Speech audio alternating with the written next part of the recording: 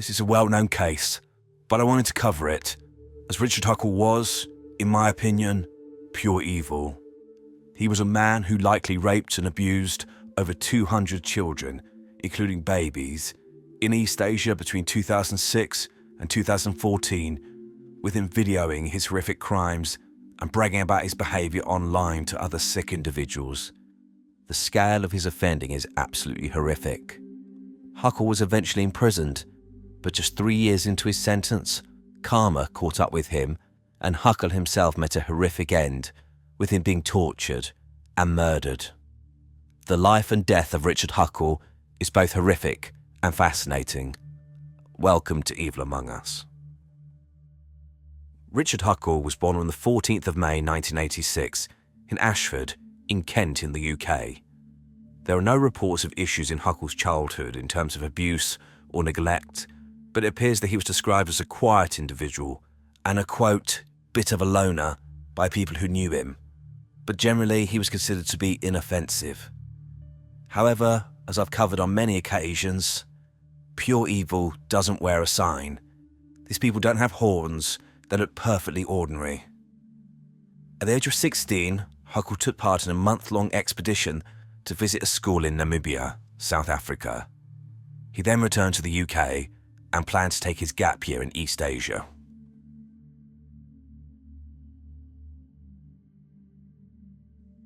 Huckle's first confirmed offences occurred during his gap year between 2005 and 2006, when he would have been between 19 and 20 years old. During this time, he travelled to East Asia and volunteered as a helper at orphanages and schools. In March 2006, Huckle kidnapped and raped 2 sisters, aged 4 and 6, while he was in Cambodia. Later that same year, Huckle moved to Malaysia and raped at least 1 child, a 5-year-old girl, and this was a victim that he'd repeatedly target for the next 7 years until she was 12 years old. Huckle returned to Malaysia in 2007 and raped a 3-year-old girl. He again repeatedly victimised this child over the years until she was 10 years old. In between trips to Malaysia, Huckle would return to the UK and complete qualifications to help him gain access to children, including a certificate to enable him to teach English as a second language. Huckle also presented himself as a freelance photographer, so he could go freely to orphanages and schools, as well as impoverished communities, in order to, he claimed, raise awareness of the plight of the children and to promote the organisations that taught and housed them. Huckle would, over the years, switch between his different personas as the situation necessitated, in order to gain access to children. He would present himself as a photographer to gain access to orphanages, or claim he was an English teacher in order to gain access to children in schools, or to gain access to people's homes. In 2011, Huckle moved permanently to Kuala Lumpur, Malaysia, and it appears that his relocation allowed him to commit to his paedophilia on a full-time basis. Huckle would gain the trust of organisations and families he targeted by presenting himself as a Christian who was just there to do good work to help others. Once he gained their trust, he would find ways to be alone with the children, including taking them on days out, teaching them English, and teaching them photography. He would get some of his victims to introduce him to their child friends and would abuse multiple children in a single household. In 2013, Richard Huckle travelled to an orphanage in India, as shown by the picture here. There are no reports of him molesting any children at this orphanage. However, messages he posted online suggest otherwise. This will be returned to later. Huckle would score his abuse in a sickening ledger where he would give himself points based on the age of the child and the seriousness of the sexual abuse. It was from this scorecard that investigators put his total number of victims between 2006 and 2014 at between 191 and in excess of 200 children. Huckle would film many of his assaults, including one where he raped a baby, estimated to be 6 months old, who was seen wearing a nappy in the video. Huckle would rape and abuse children anywhere between the ages of approximately 6 months up until 12 years old, although the majority of his victims appear to have been between 4 and 10 years old. As well as acts of sexual violence, Huckle would also film himself degrading his victims, including urinating on the children. Huckle would also get the children to pose for him so he could take indecent photographs. In total, 20,000 images and films of Huckle's abuse were recovered from his electronic devices, but this was only what authorities could access.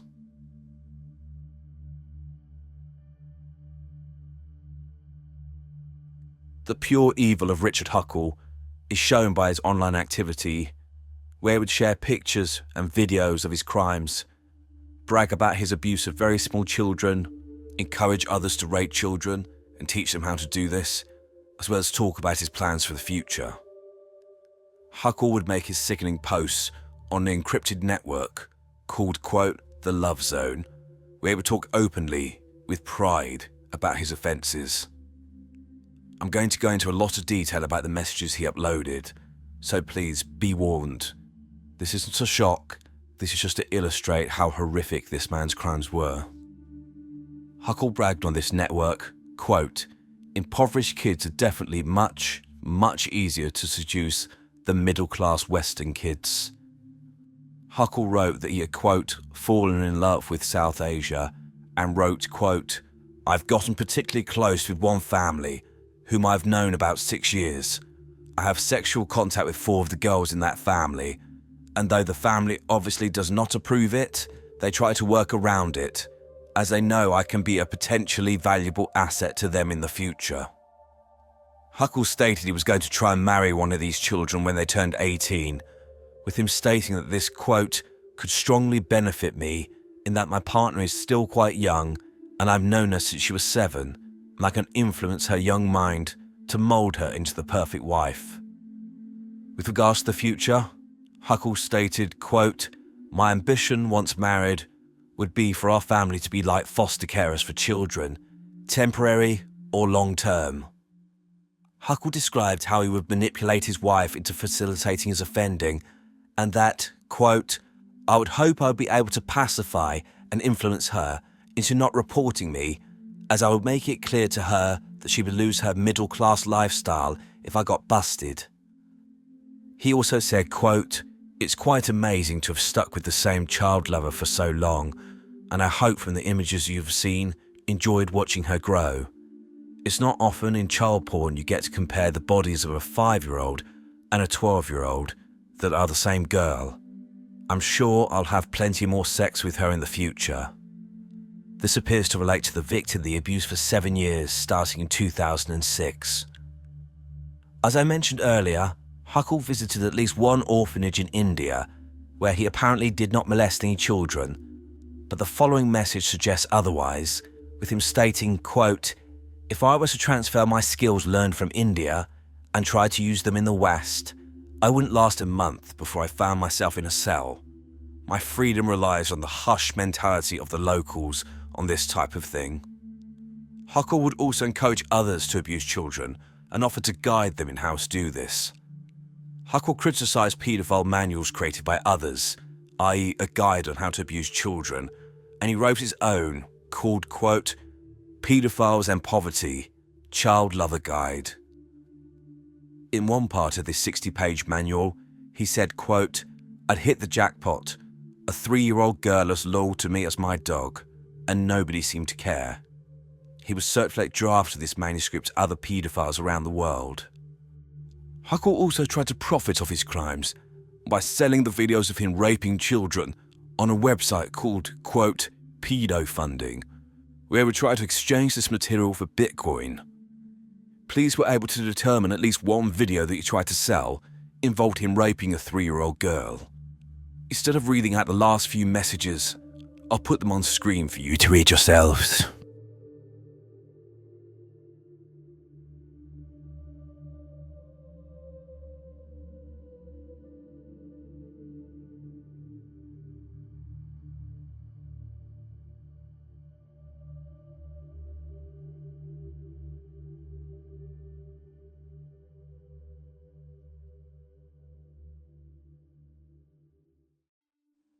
Whilst Huckle was eventually arrested by officers from the British National Crime Agency, it was the diligent work of the Australian Federal Police which eventually led to his downfall.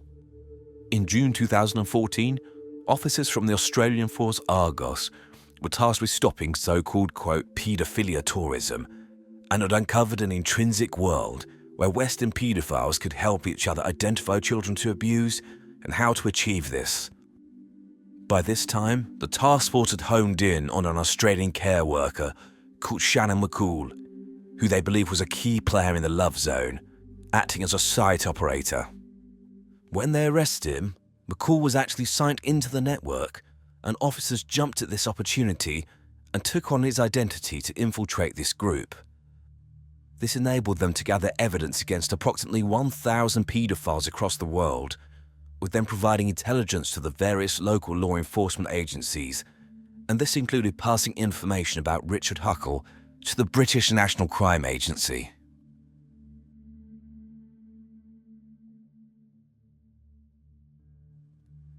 On the 19th of December 2014, Huckle flew back to London Gatwick Airport from Malaysia, intending to spend Christmas with his family. Officers for the National Crime Agency were waiting for him and arrested him. They questioned Huckle, that he was uncooperative. I don't have a video of the police interview, but given that he answered no comment to all questions, it probably wouldn't add very much. Huckle was bailed to stay at his parents' house, whilst the police made further inquiries, with them seizing his laptop for analysis. The next day, Huckle got drunk and was confronted by his parents. He then admitted to raping multiple children, some as young as 3 years old. To their credit, his family promptly kicked him out of the house and phoned the police, begging them to rearrest him and take him into custody, which they did, with him being held in prison until his court appearances.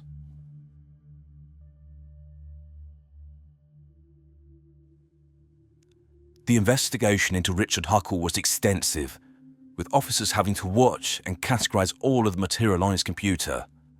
However, they were only able to access parts of Huckle's laptop, with him refusing to give them encryption information, which would enable them to lay bare his horrific crimes in their totality. Eventually, Huckle was charged with offences against 29 children, which was based on the offences which he had photographed or videoed. However, the prosecution stated that the true number was likely in excess of 200 children. In January 2016, Huckle pleaded not guilty to all offences, and his trial was set for April 2016. However, Huckle stated that he would plead guilty, but only if he was able to watch the material on his computer. I cannot see that this request was granted by the courts. Regardless, he eventually pleaded guilty to 71 offences, including multiple counts of rape of children under the age of 13, multiple counts of other types of sexual assault, including putting his fingers inside their genitals, possession and distribution of child pornography, and creation of child pornography.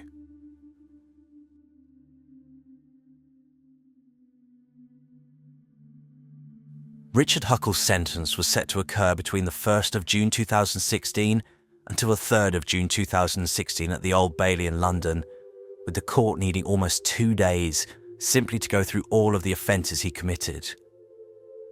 During these hearings, Huckle's lawyer read out a statement from him where he tried to blame his crimes on his immaturity. The statement read, quote, "I really understand and acknowledge the true scale of damage it caused to the Malaysian community. I had hoped to escape this mundane life of solitude in the UK, yet was overwhelmed by the attention I received in Malaysia. I completely misjudged the affections I received from these children. My low self-esteem and lack of confidence with women was no excuse for me to use these children as an outlet. I am open and eager to rehabilitate from this offending behaviour. I don't want to become a martyr to sex tourism in Malaysia. This was all my doing as a consequence of my immaturity, and I'm truly remorseful." Huckle had both a report from a psychiatrist and a pre-sentence report from probation, and both indicated that Huckle minimised his offending and blamed his actions on external factors. With the psychiatrist in particular, Huckle did not seem to grasp the seriousness of his situation, with him stating that he wanted to, quote, "put all the madness behind me and to marry a woman who he could settle down with." Eventually, On the 3rd of June 2016, the presiding judge, Peter Rook KC, delivered his sentencing remarks. He stated, quote, "Relentlessly you preyed upon the very young, prepubescent, vulnerable children from a minority ethnic community into which you ingratiated yourself. This was a prolonged campaign of rape of the children from a small community." He described the manuscript that Huckle had produced to help others abuse children as a, quote, "truly evil document." Whilst the judge was speaking, Huckle was in the dock, apparently with his hands in prayer. The judge also said, quote, "You were and are sexually obsessed with children. You have spent years abusing them. In one of your postings, you've stated that you have become consumed by your paedophilia. It's clear from your postings on hidden encrypted paedophile websites on the dark web, and from the manual you're in the process of drafting, that your life revolved around your obsession with your own sexual gratification by child sex abuse. It's also clear that, had you not been arrested, you plan to continue the same lifestyle using the expertise that you are keen to show off to and share with other abusers, so as to continue your sexual exploitation of the children of such communities. You even spoke of embarking on a sham marriage to give you access to foster children." The judge then sentenced him. Richard Huckle was sentenced to life imprisonment with a minimum term of 23 years before he could apply for parole. The sentence was considered unduly lenient by many, with many questioning why Huckle was not being sent to prison for the rest of his life. However, little did everyone know, he actually was.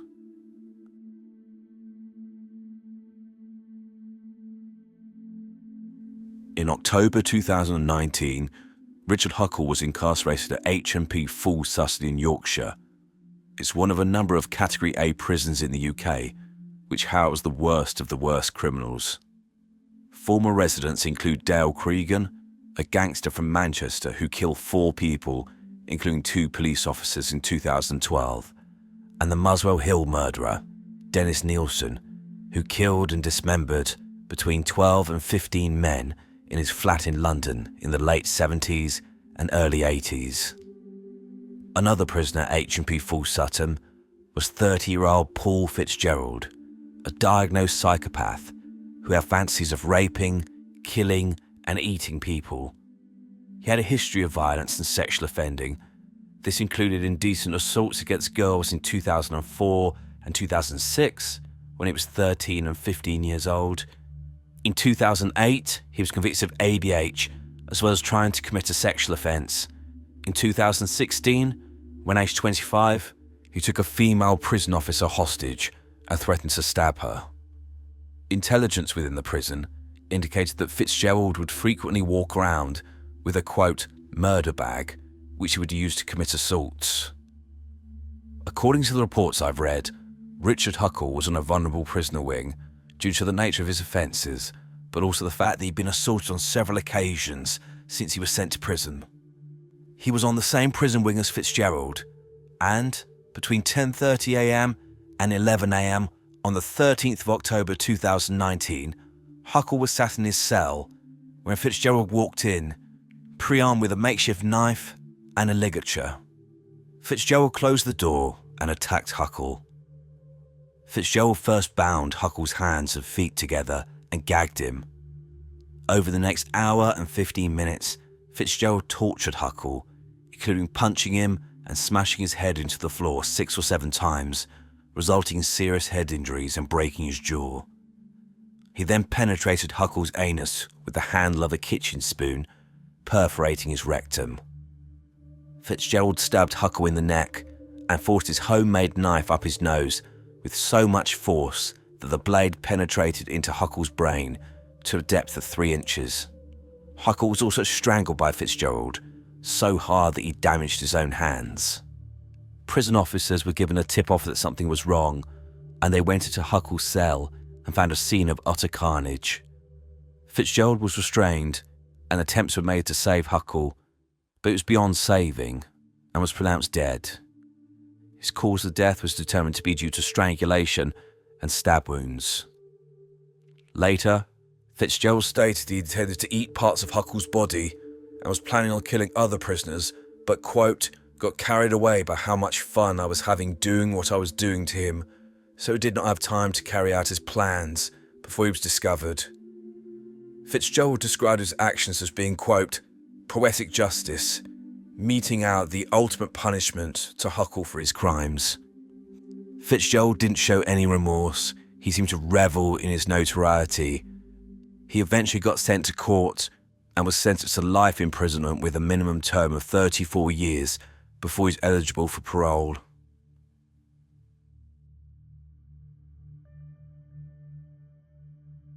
So, that's the life, crimes and death of Richard Huckle. I now want to look at a profile of him. This is going to be quite long, but I think it needs to be, because of how evil this man was. So, where to start with Richard Huckle? I use the term evil in a lot of my videos, but, in my opinion, he is at the top end of the scale of evil. Murder is horrific, but I think there's something so profoundly damaging and monstrous about those who sexually abuse children. It takes their natural trust in adults and destroys it. I've never met anyone who was sexually abused as a child who does not bear the scars of this violation.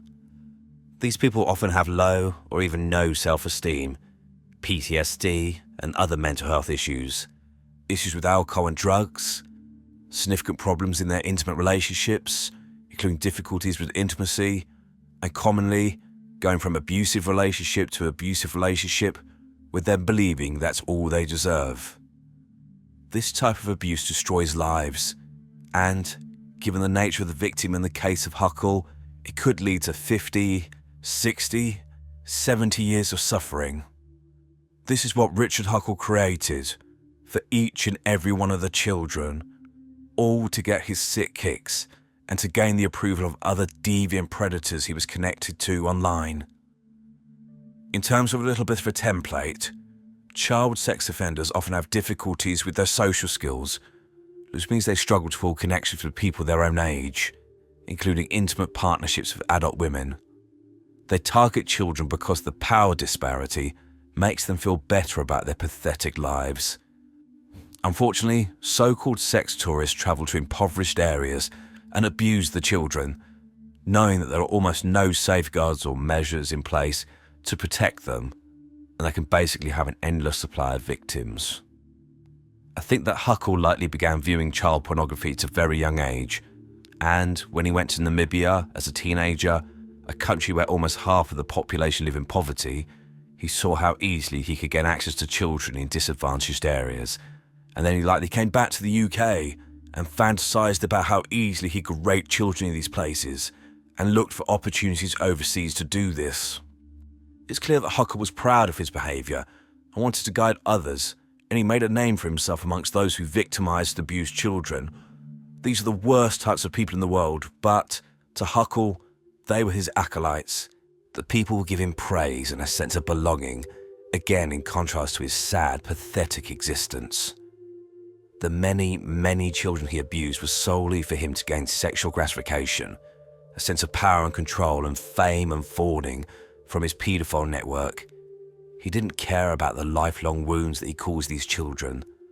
I've not read about the physical injuries he must have caused to these children, but the pain they were subjected to, especially the very young children and babies, is something I can't get my head around.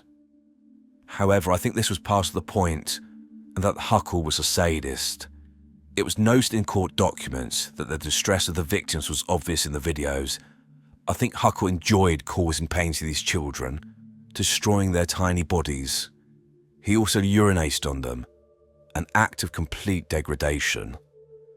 Many of these children clearly had nothing, hence why they were living in orphanages, but they at least had their innocence, and Huckle robbed them of this.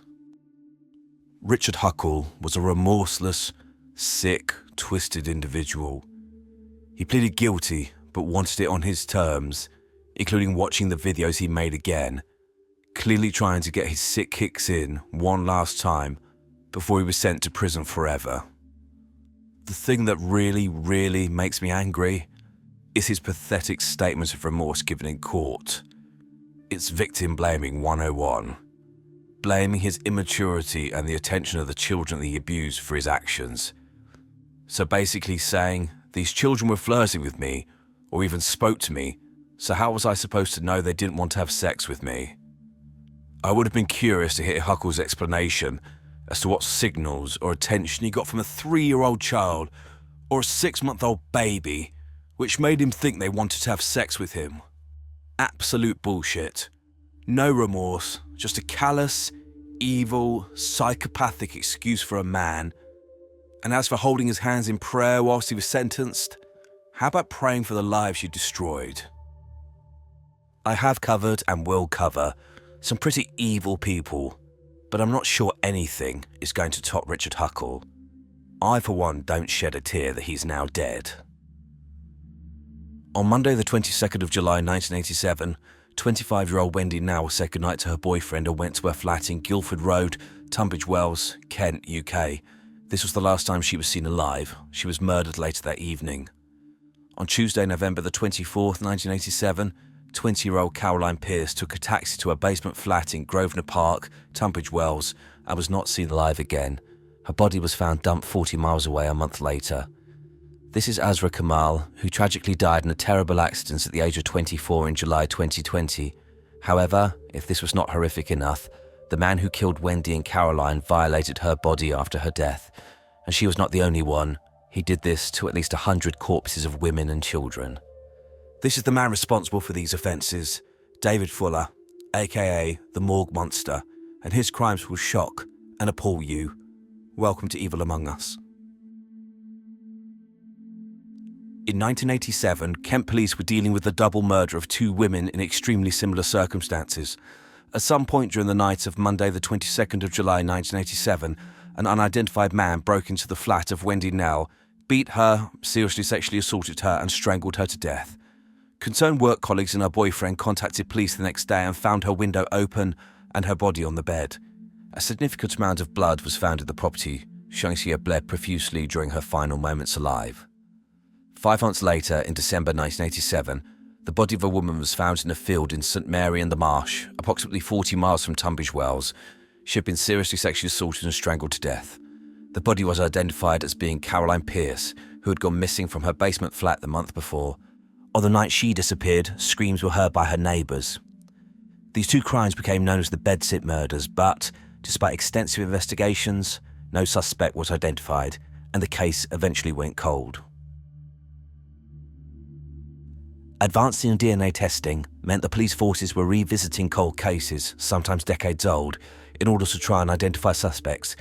This analysis linked the killer of Wendy Nell and Caroline Pierce, but this did not match anyone on the national database. However, by 2019, there had been the emergence of familial DNA searches, whereby the police were able to compare the DNA to known offenders who were on the database for similarities, which would suggest the unknown offender was a relative. From there, they would then focus on the family and take samples of all males to see if any of them were an exact match. The closest match was Fuller's brother, whose DNA was added to the police database in 2012, and this fact, and further inquiries, led the police to Fuller's door.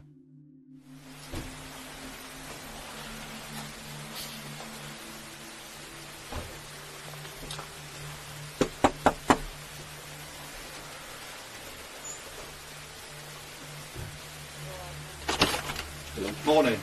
David, it's the police. Hello. So we need to come and speak to you. Oh, yes. Are you alone? No, no.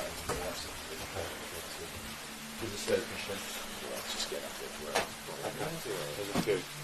David, if you listen to what I'm going to say. Yes. Just, we're from Kent Police and we're investigating the murders of Wendy Nell and Caroline Pierce in 1987. Okay? As part of that investigation, you've been linked as a suspect, both geographically and forensically. Okay, if you listen to what my colleague's going to say to you. Right, David, you're under arrest on suspicion of the murders of Wendy Nell and Caroline Pierce in 1987. Do you understand? You do not have to say anything, but it may harm your defence if you do not mention, when questioned, something which will later lie in court. Anything you do say may be given in evidence. You are being arrested to secure and preserve evidence by means of questioning, so we can conduct searches, so forensic samples can be obtained, and to prevent your disappearance.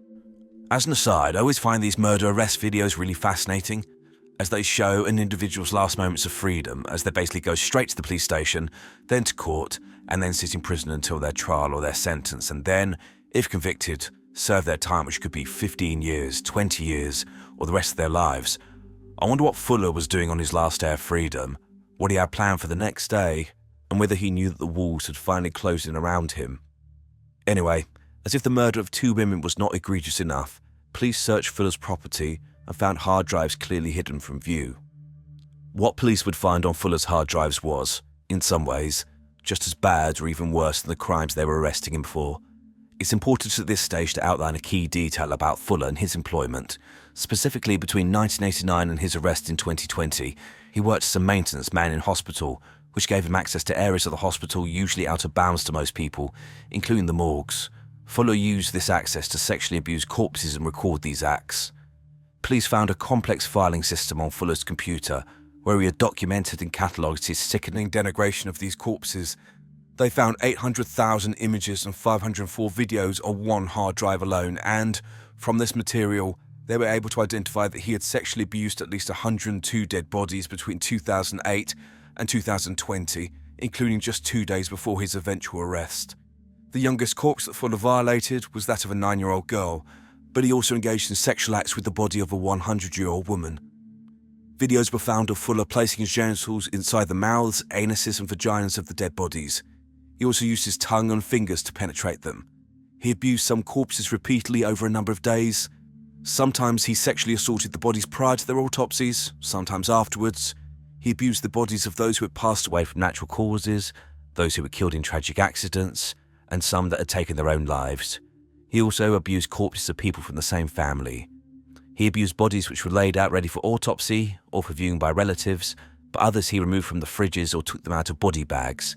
He posed them and placed them in different positions to take photographs and videos. Fuller copied the mortuary records to identify the names of the corpses he violated and would catalogue these trophies, as well as searching for his victims on social media. This behaviour, as well as viewing the videos and photographs, was clearly a way for him to relive his sickening behaviour over and over again for his perverse sexual gratification. One of the bodies Fuller abused was that of 24-year-old Azra Kamal, who died tragically at night on the 16th of July 2020 when a car caught fire and she was trying to flee. However, in the darkness, she mistook a barrier as being that of the central reservation and instead did not realise that it was the outer edge of the carriageway, and she plummeted to her death.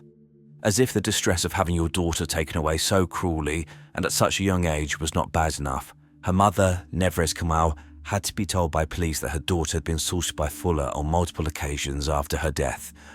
I'm about to play a video of part of an interview with Nevrez about what happened to her daughter and how it affected her, which is distressing. However, I want to point out the bravery of this woman and her composure. If someone did this to my loved one, I'm not sure I'd be able to string a sentence together, let alone be so eloquent and strong.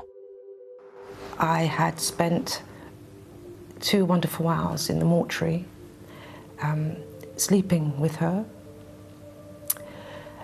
and that gave me some sort of comfort. Little did I know that my daughter had been violated prior to that day and in the evening of that day. So whilst I'm stroking my daughter's hair, sleeping on her hair, a man had crawled all over her skin, and there's me kissing and cuddling and saying my last goodbyes.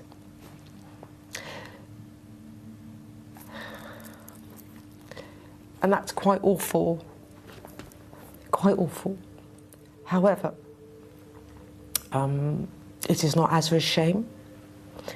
It is not my shame. Maybe some would just bury their heads in the sand and not want to know any more detail. But you've actively kind of sought out the facts. You've wanted to know how long. Yes. When did he come in? Yes. What access did he have? Yes. You've found all of that out already. Yes. And I tell you why, Jason, is that if you allow, for me personally, if you allow yourself to wonder what if, what happened, how could it have happened, how long, what did that person do. We spend a lot of time and energy creating confusion and pain in your mind. For me to have facts, I can focus on those facts and I can focus my energy on that.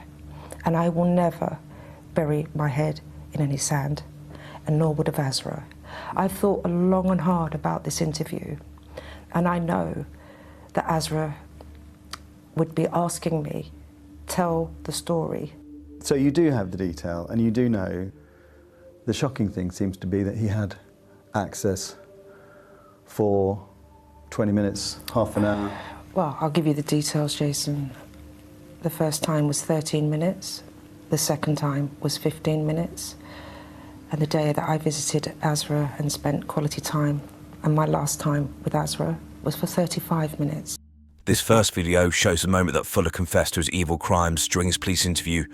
Notice his cowardly demeanour compared to that of Nevrez, with him hunched over, barely making eye contact, and trying to avoid actually verbalising the horrific things he had done. The second clip is looking at an obvious question in this case, and that is how Fuller was able to get away with this for so long. Was it always in the evenings, David? Was it always evening time? Yes. Yeah. Okay. Now, we know that... I want to admit I am admitting the offences, but I don't really want to go into detail. Yeah. Okay. I appreciate that. And what offences are you admitting, David? As you've just described to me. Okay. In terms of the sexual penetration of Yes. corpses? Okay. Do you know why you started? No. The second part to this, David, is the recording, isn't it? Of what's been happening. Okay? And we'll have to go through that in a little bit more detail, but just for now, David, alright? Just for now, alright? When that's been happening, okay? Alright? Have you been recording yourself doing those things? Recording yourself sexually penetrating the corpses? I admit that offences. Yeah? Okay. Did you record their names? Yes. Okay. Did you record their ages? Yes. Okay. Why did you record what was going on?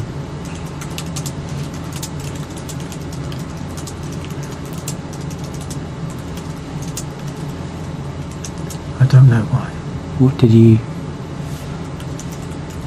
retain the recordings for?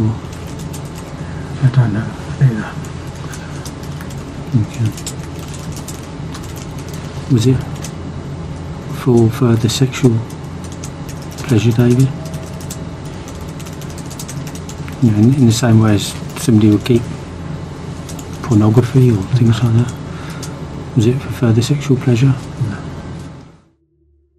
To understand this, Nevrez asked the NHS Trust for a map of the mortuary. She learned that David Fuller had swipe card access because he sometimes did maintenance work there, and that he knew staff went home at 4 p.m.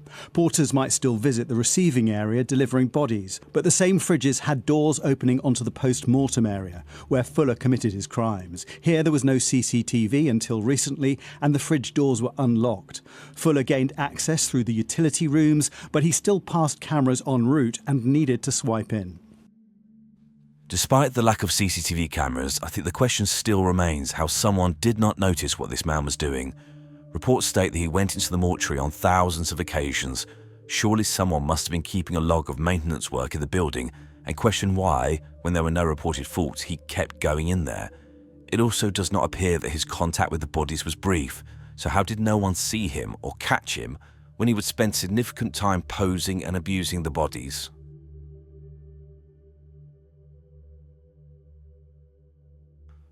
On the 15th of December 2021 at Maidstone Crown Court, Fuller appeared for sentencing for the murders of Wendy Nell and Caroline Pierce, as well as 51 other offences related to the sexual abuse of corpses.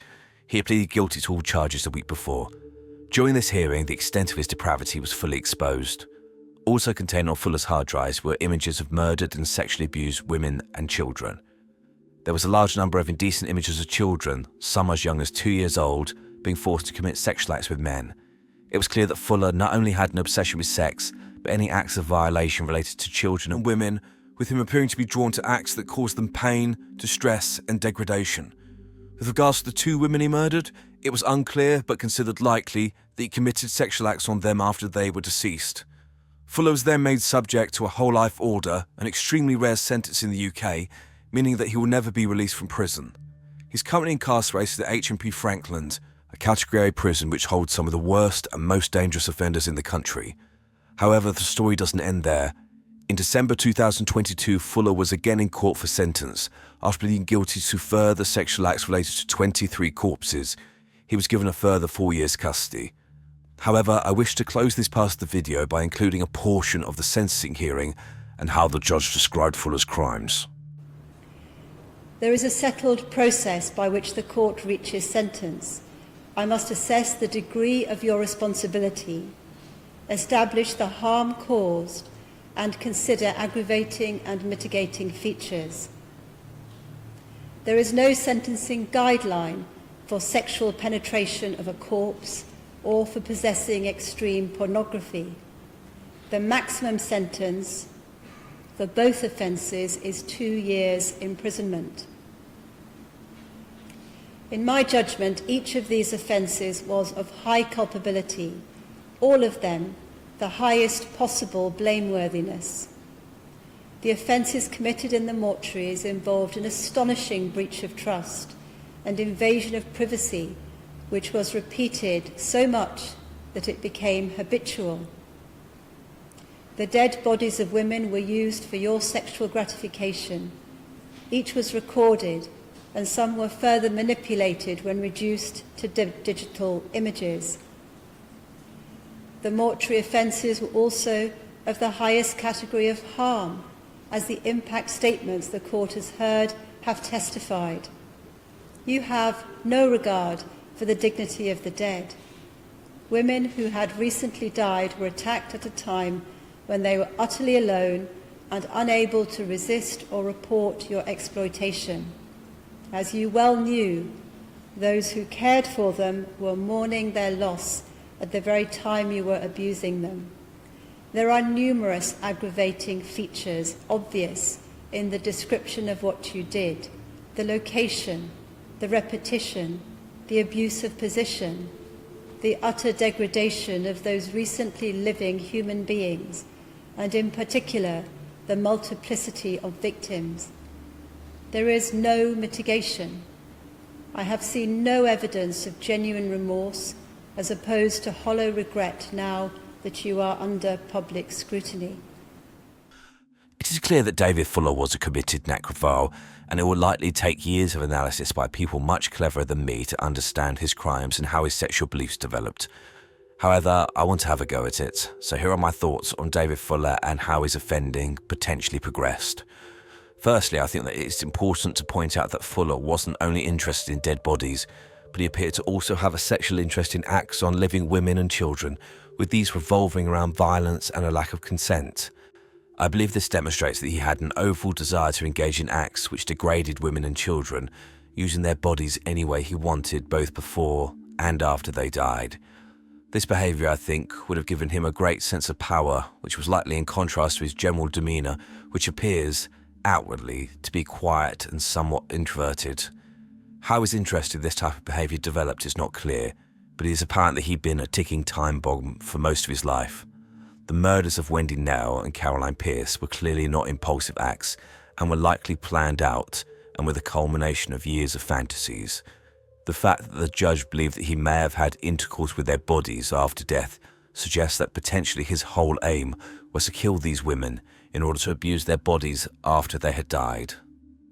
However, to the best of our knowledge, Fuller did not kill again, which is unusual, but I believe explainable and shows his level of cunning.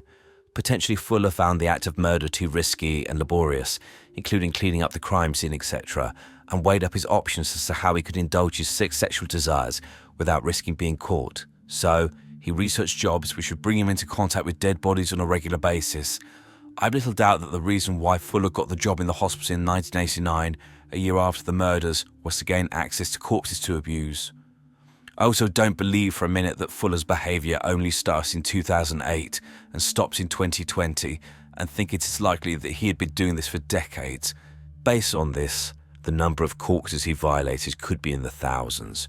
Whether he did in fact commit more murders is unclear at the current time, but I would not be surprised if the name of David Fuller is not in the news again in the future. Joachim Kroll was a German serial killer who killed at least 13 girls and women, as well as one man, between 1955 and 1976 in the Ruhr area of West Germany. He was a deranged sexual psychopath who raped, murdered, mutilated, and consumed the flesh of many of his victims. He was eventually caught whilst the body parts of one of his victims was simmering on the stove. Welcome to Evil Among Us. Joachim George Kroll was born on the 17th of April 1933 in Hindenburg, in the former province of Upper Silesia, which is now part of modern Poland. He was one of 8 children. Kroll is described as being a, quote, weak child who was of below average intelligence, with recent estimates putting his IQ at 76, well below what is considered, quote, unquote, average. Kroll was a shy and withdrawn child who was described as a loner who had few friends. He only attended school until the age of 8 due to his learning difficulties, and instead regressed into his own little world in his room. Kroll's father left the family home to fight in World War II, but was taken prisoner by the Russians. And, although it appears he survived the war in a prisoner of war camp, he didn't return back to the family home. Because of the war, the family moved to the Ruhr area of Germany, moving as far from the Eastern Front as they could. Kroll later told police that when he was a teenager, he'd witnessed someone slaughtering pigs, and he'd become sexually aroused by the sight of their blood. Thoughts about strangling, killing, and butchering women and children became the focus of his masturbatory fantasies. It got to the point where he could not get aroused unless he was imagining violence against women and female children. Kroll was a failure with women. He could not speak to them, and when it came to performing sexually, he could not get an erection, so he became fixated on sexual acts with unconscious or dead partners. On the 21st of January 1955, the only real link Kroll had to society, his mother, died. She appears to be the only reason he did not escalate his behaviour before. Within weeks, Kroll began a murder spree that lasted over 20 years, with his crimes escalating in savagery to the point where he committed acts of pure evil.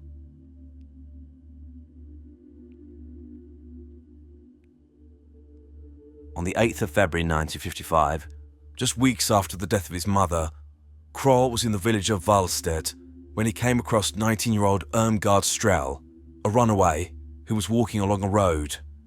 Kroll invited her to go for a walk into the woods. Around 120 metres into the woods and out of view of the road, Kroll tried to kiss Irmgard. She resisted. He then stabbed her 4 times in the neck, then strangled her, before raping her. It seems likely while she was still alive, and then also after she died. He also cut her stomach open, so she was found with her guts hanging out of her body when she was found 5 days later. A large quantity of semen was found in and on her body, which led police to believe they were looking for more than one attacker. At some point in 1956, Kroll strangled to death and raped 12-year-old Erika Schilletter in an area of Germany where the city of Bottrop now stands.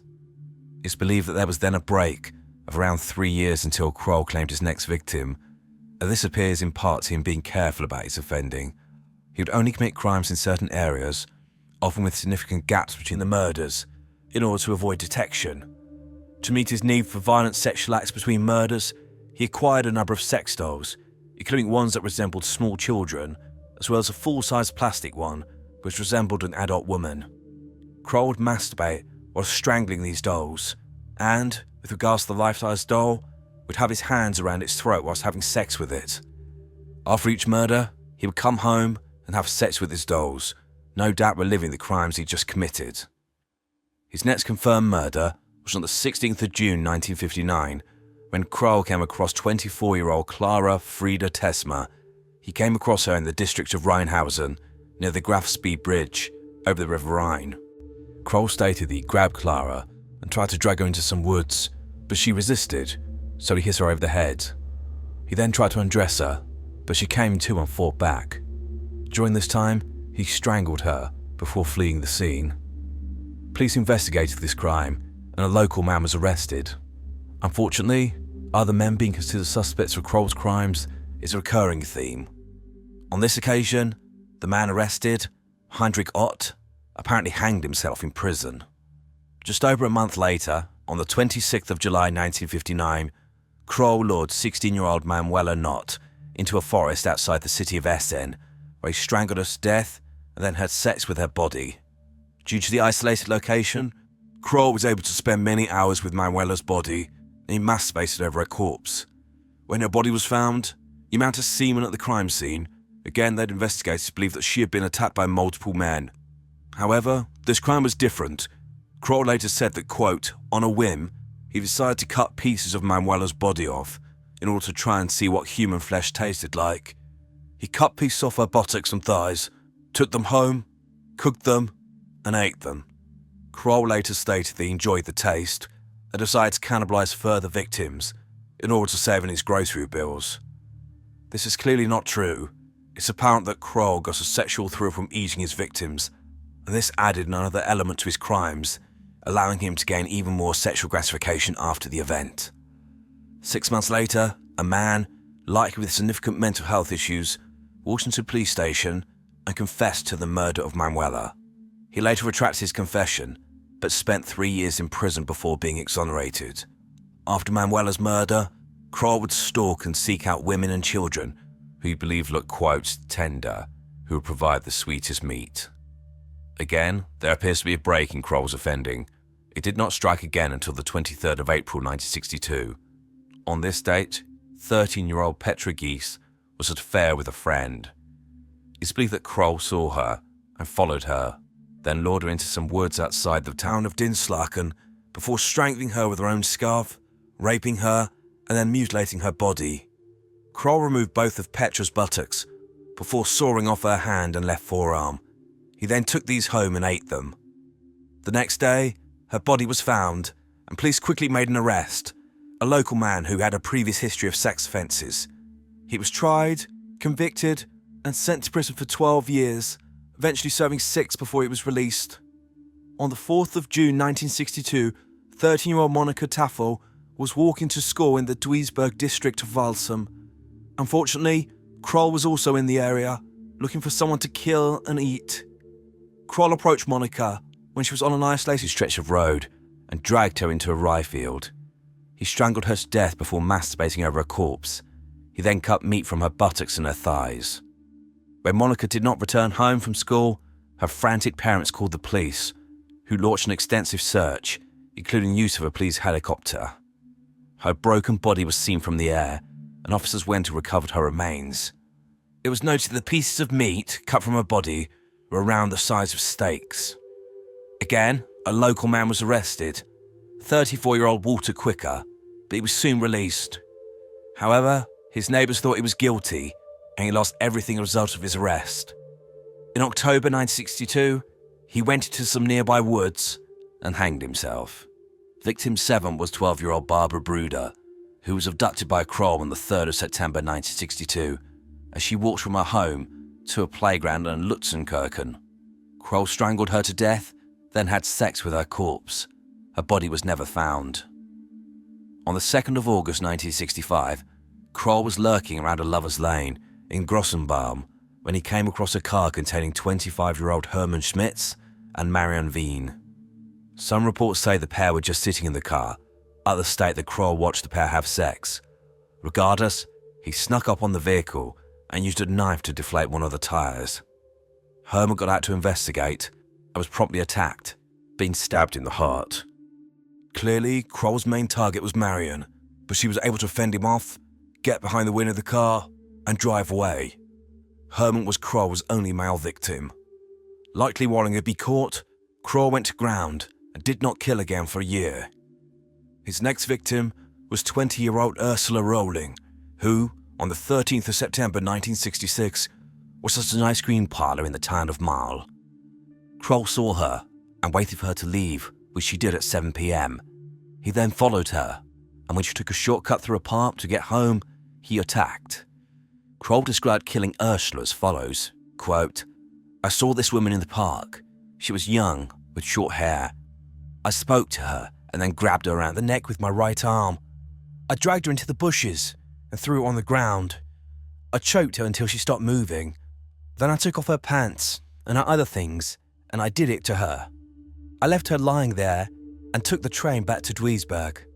When I got home, I was still hot, and I had it with the doll, and did it with my hand a couple of times. A local man was arrested and questioned about the murder. He was innocent, but tried and convicted in the court of public opinion, and he subsequently committed suicide by drowning himself. 3 months later, on the 2nd of December 1966, Kroll attacked 5-year-old Iona Haak in the city of Wuppertal. Instead of strangling her, he drowned her in a river, stating what is know what it was like to see someone die by drowning. He then raped her corpse and cut meat from her buttocks, shoulders, and thighs, which he took home and ate. Kroll was becoming more confident and more arrogant, and he began to offend closer and closer to Ho, and even target people known to him. In 1967, he settled in the town of Gravenhausen and began to befriend the local children, who called him, quote, uncle. On the 22nd of June 1967, he lured one of these children into a field and showed them pornography, hoping they would become sexually aroused. When they did not, and they ran away screaming, Kroll chased this child and began to choke her. But at this point, the siren for the change of shift as local man went off, so the area was swarming with workers. So, he left this child and scurried away. He moved out of the area the next day to avoid questions from the police, but the child's parents would not report this incident 2 years later, after Kroll's capture. On the 22nd of June 1967, Kroll killed his oldest victim, 61-year-old Maria Hetgen.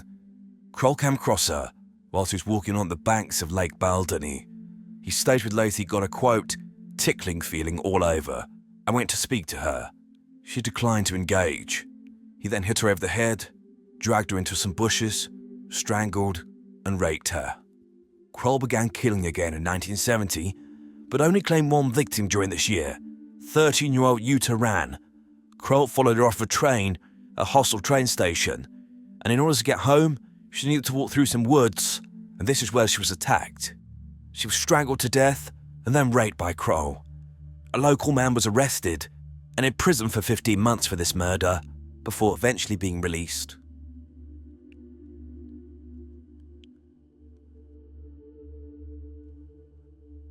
Kroll's rampage was finally brought to an end in 1976, but only because of his own stupidity and arrogance. During this year, 10-year-old Corinne Topher was raped and strangled on her way to school in the town of Dinslaken. On the 3rd of July 1976, Kroll's 14th and last victim, 4-year-old Marion Ketter, disappeared from a playground in the Lahr district of Duisburg. This was the same area that Kroll was living in and only a short distance away from his apartment block. Rather than killing her in the open and leaving her body, Kroll abducted Marion and took her back to his apartment. He then strangled and raked her before butchering her body. He flushed her internal organs down the communal toilet, which soon became blocked. Later that day, this was noticed by one of his neighbours, who also used the toilet, and he asked Kroll about it. Bizarrely, Kroll said the toilet was, quote, clogged with guts. Seen disposing of bloody clothing in a bin outside. The next day, police were searching for the missing girl and making house-to-house inquiries, which led them to Kroll's apartment. The neighbour told police about his strange conversation with Kroll and about the bloody items he had seen him disposing of. The police recovered these items and so were instantly suspicious, and a plumber was called. He confirmed that the drains were blocked with human organs, specifically child's intestines, lungs, kidneys, liver and heart. The police went straight into Kroll's apartment, and what they found inside was like something out of a horror movie. In the freezer, they found bags of human flesh, both from Marion, but it would appear from previous victims. On the stove, they found Marion's severed hand, boiling in a pot with carrots and potatoes. Kroll was arrested on the spot, and so, after more than 20 years and at least 14 victims, Joachim Kroll's reign of terror was at an end.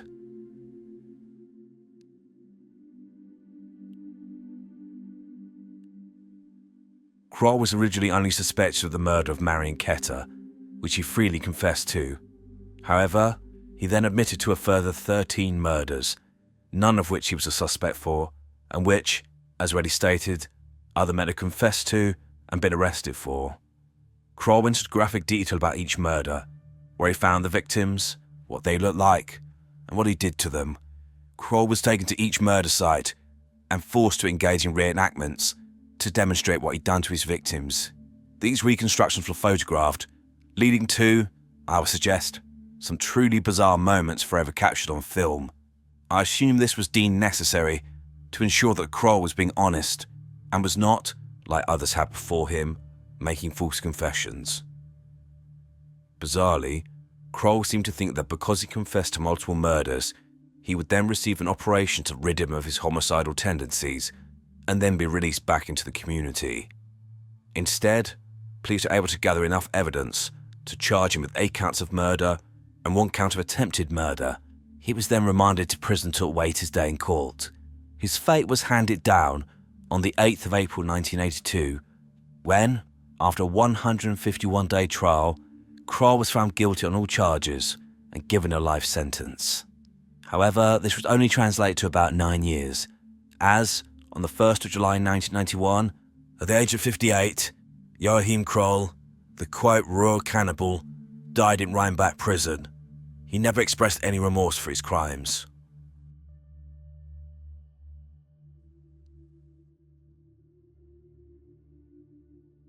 I must confess that I didn't know about the crimes of Joachim Kroll before making this video. I'm surprised it's not more well known. Instead, Armin Meiwes is probably the most notorious German cannibal, but I think you'll agree Kroll's crimes were far more horrific and are more akin to the offences of people like Jeffrey Dahmer. However, this unknown case, to me at least, gives me a new profile to work on. So it's clear that Kroll was an inadequate and weak man, one who wanted to approach women but couldn't. I think there's information missing about his past, something about his hatred of women. Potentially, this resulted from his rejection by them, or something else. Regardless, he had fancies about violence towards women, no doubt enjoying feeling total control and power over them, whilst they cried out as he inflicted pain on them, whether this was from beating them or attacking them with weapons. These fantasies speak to the wider motivation of Kroll's offending, to punish, dominate and control. At some point, these fantasies were not enough, and Kroll got dolls to live them out. But, over time, he needed further escalation and began to target people. It's important to point out the sadistic nature of his offending, shown by how he killed his victims, either strangling them or, on one occasion, drowning them. Strangulation is an up-close and personal way to kill someone, literally looking into their eyes whilst you squeeze the life out of them. It's a horrific way to die. It's like his victims fought, cried, and screamed for their lives while he wrung the life out of them. The same with drowning. He would have held the victim's head underwater and felt them fight and eventually slacken against his grip. No doubt Kroll was sexually aroused during the killing itself, but this was just the beginning. He was clearly a man who derived gratification from every single part of his process. When his victims were dead, Kroll now had a sexual partner who, unlike the women before, could not reject him. He was in total control and could do whatever he wanted. No complaints, no judgment, and he would violate their bodies sometimes for hours. Kroll predominantly targeted children. I believe this was likely for 2 reasons. Firstly, he was clearly a paedophile, but also, he was clearly not a physically imposing man, and, by targeting children, he would believe that he could overpower them and ensure the kill. The body parts he took, I think, were his trophies. In the short term, he could sit and admire them whilst continuing to masturbate and having sex with his dolls, but then he consumed his victim's flesh. Again, this was clearly sexually motivated. I think he was aroused and got a huge sexual thrill with each mouthful, as it enabled him to relive the crime itself. But also, it could be argued that devouring someone is the ultimate act of domination by a predator and the ultimate act of submission by the prey.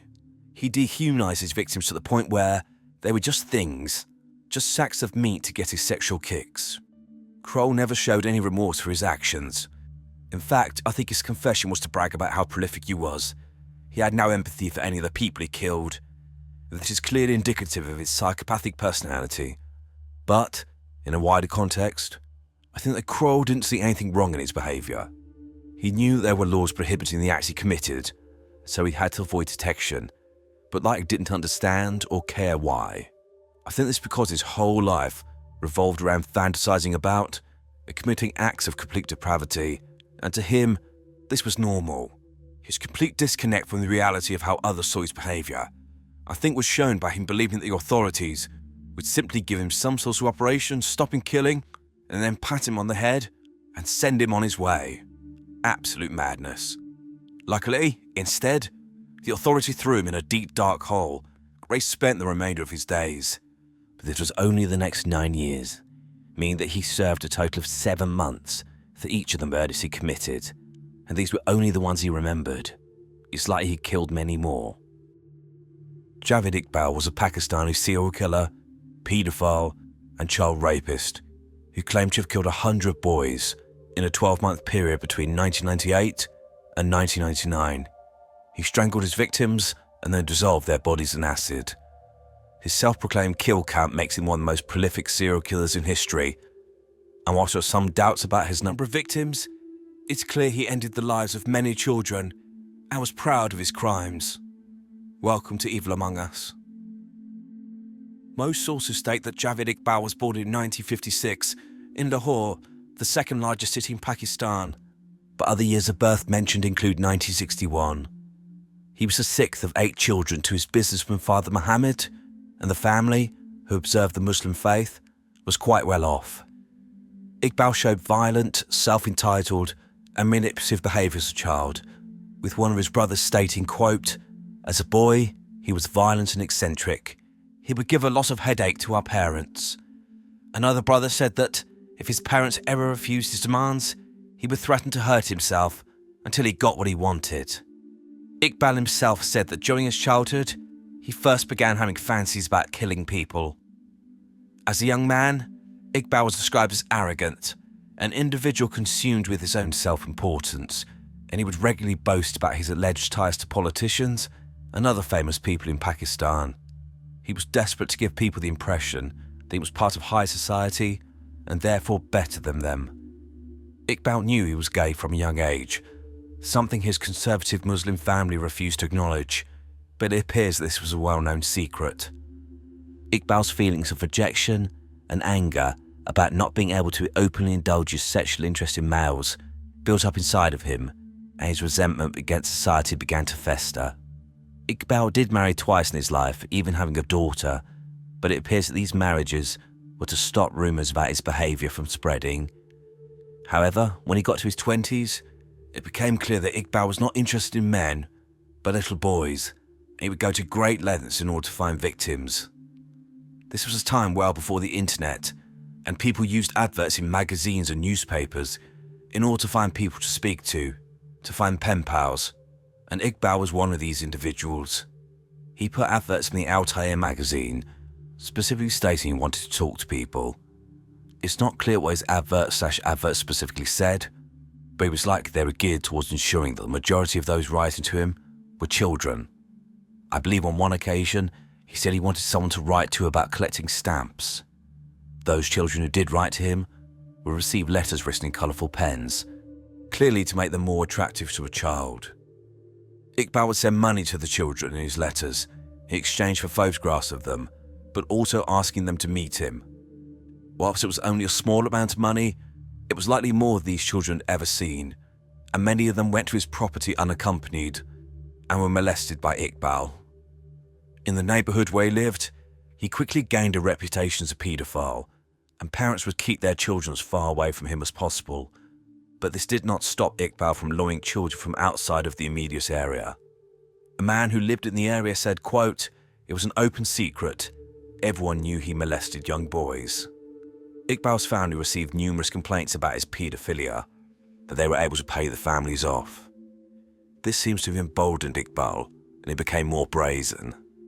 In 1990, he lured a 9-year-old boy off the streets into his home and raped him. The boy's parents called the police and filed a report. He was arrested for sodomy. However, Iqbal was able to pay the police off and the charge was dropped. Iqbal then opened an arcade in the early 1990s, which was a magnet for local children. He would spoil them, and an adult who used to go there as a child later stated, quote, "He spent lavishly on kids. He would buy us firecrackers. He even built fish aquariums and enclosures for snakes for the entertainment of neighbourhood kids."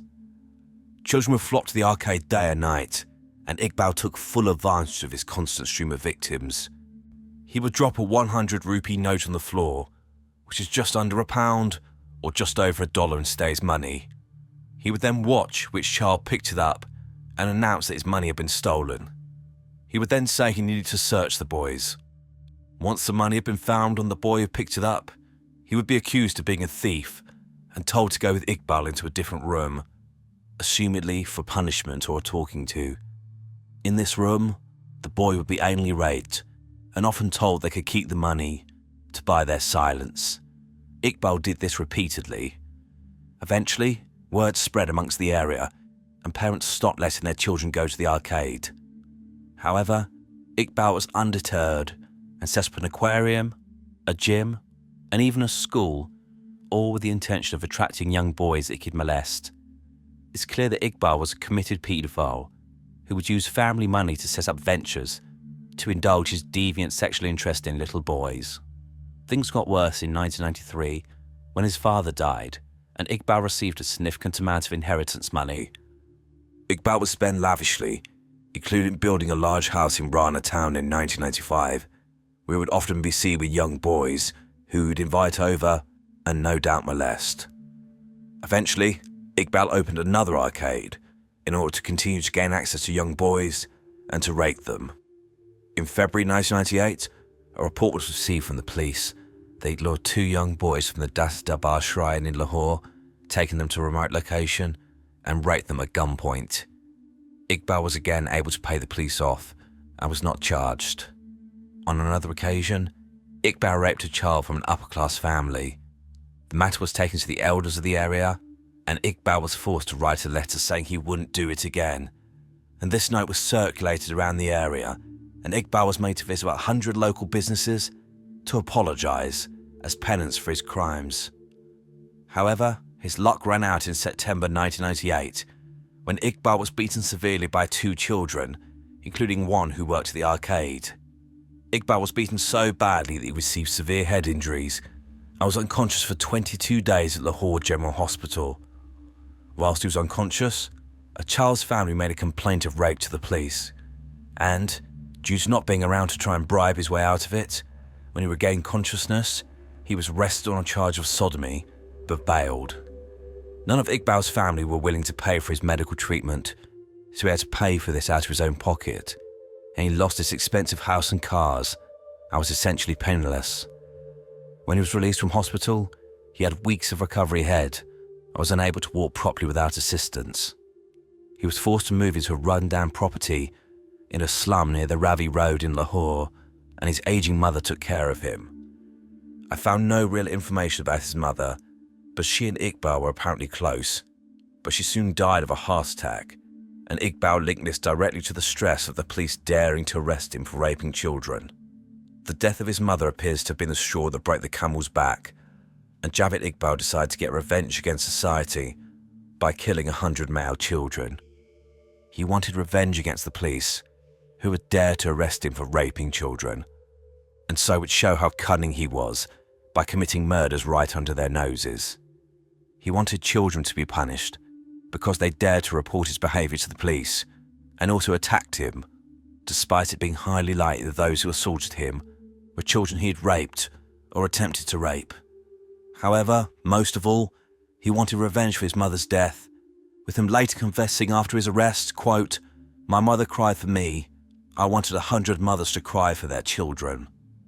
Between approximately December 1998 and December 1999, Javed Iqbal put his sickening plan into action.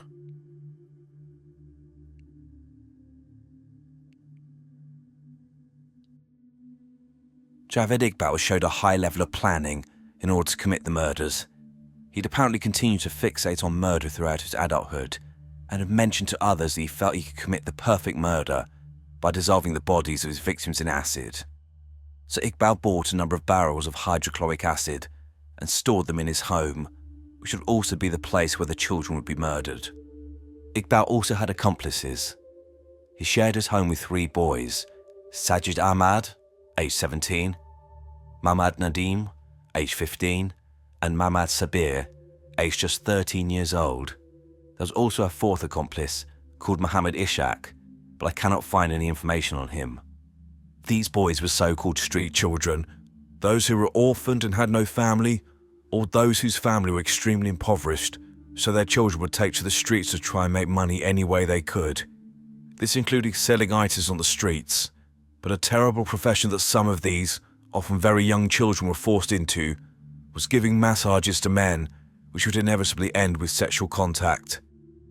Iqbal offered his accomplices money to bring in boys, which enabled them to be able to avoid this type of life, but only by victimizing others. The victims came from this same marginalized and often forgotten part of the population, and, using his accomplices' local knowledge, it was not difficult to find a steady stream of vulnerable children who were lured to Iqbal's apartment. Many of the victims were targeted at the Hira Mandi Bazaar and the Dasa Darbar Shrine, both in Lahore. The children would be lured to Iqbal's property, and, when inside, he would rape them, strangle them with a chain, and then dismember them, with the piece of their body then being dissolved in vats of acid. The remnants of these bodies would then be dumped, likely by being poured down a drain. The youngest victim was 6 years old, the oldest, 16. Iqbal would take the children's clothes and shoes and label them, often using a photo he had taken of the children just prior to his murder. This was his collection of trophies. I've struggled to find information on Iqbal's victims, but I have found information about 2 brothers, although the name of only one is mentioned, and neither's age is documented. One of these brothers escaped with his life, the other tragically did not, and their story gives an idea of how the gang operated to lure children into Iqbal's clutches. In October 1999, Ijaz Muhammad, lovingly known as Kaka by his family, and his older brother went out to try and make money. They were both masseurs and would walk the streets hanging out in parks, clinking together bottles of ointment in the hopes of attracting customers which, as already outlined, would usually be paedophilic men.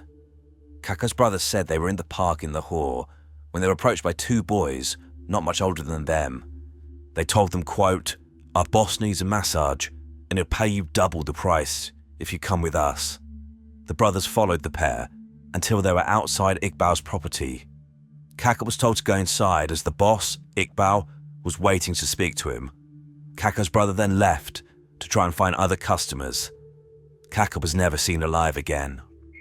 How many children Iqbal actually killed is disputed, and I'll return to this later, but regardless of the true number, it's clear that he was a prolific child murderer, and none of his crimes were noticed until he himself confessed, which he actually had to do twice before anyone actually bothered to do anything about it.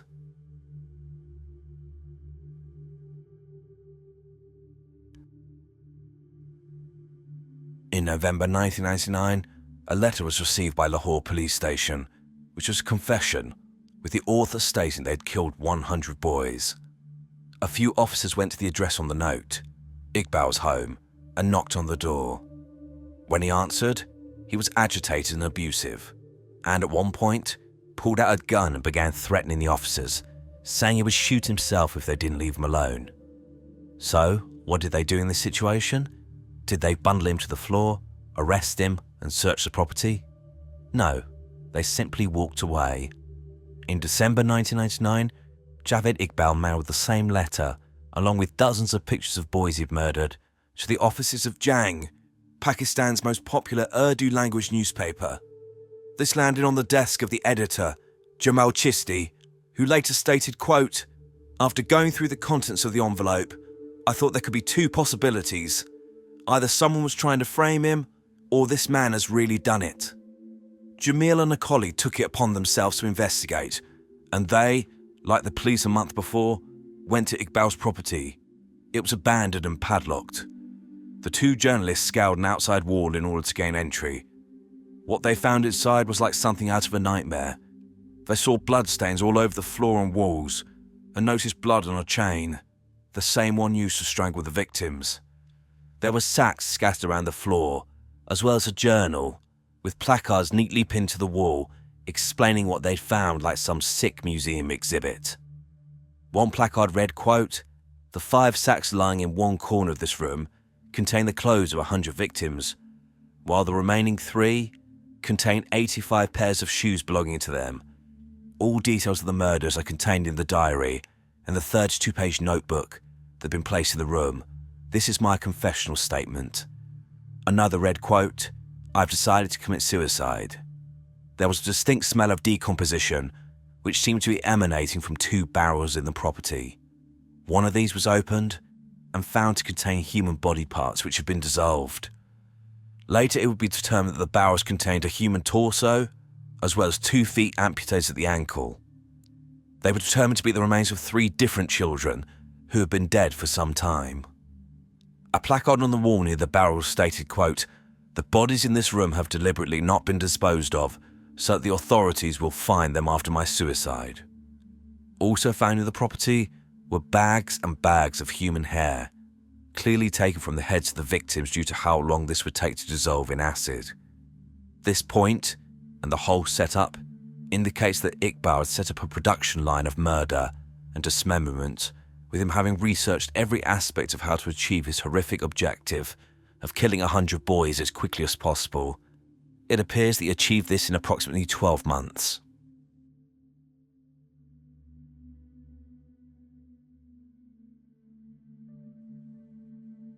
Jamil and his colleague began investigating what they'd found.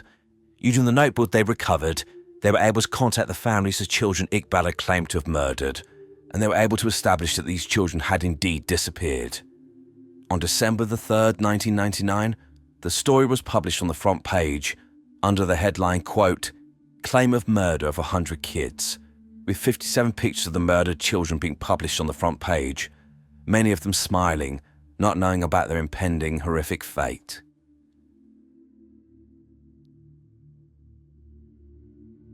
Publication of this story caused understandable chaos, and parents of missing children descended on the area, clutching photographs of their babies. Then, and only then, did the police actually do anything. They recovered the barrels from the property and sent them off for examination. They also collected all the shoes and clothing and laid them out in an evidence room, whilst grieving parents had to pore through these piles, looking for items belonging to their children. Absolutely horrific. The police then began looking for Iqbal and his accomplices. His 4 accomplices were found first, having been arrested when they tried to cash a stolen traveller's check. However, whilst in custody, one of these, Mohammed Ishaq, apparently committed suicide by jumping out of a window whilst being questioned. From what I've read, suspects of particularly heinous crimes having accidents or committing suicide were quite common in this part of the world at this time, and was a poor attempt at a cover-up when these people were murdered or assisted out of the window by being thrown. Iqbal was nowhere to be found, but the police didn't have to look for him for long. On the 30th of December 1999, Javed Iqbal walked into the newspaper office of Jang and gave himself up.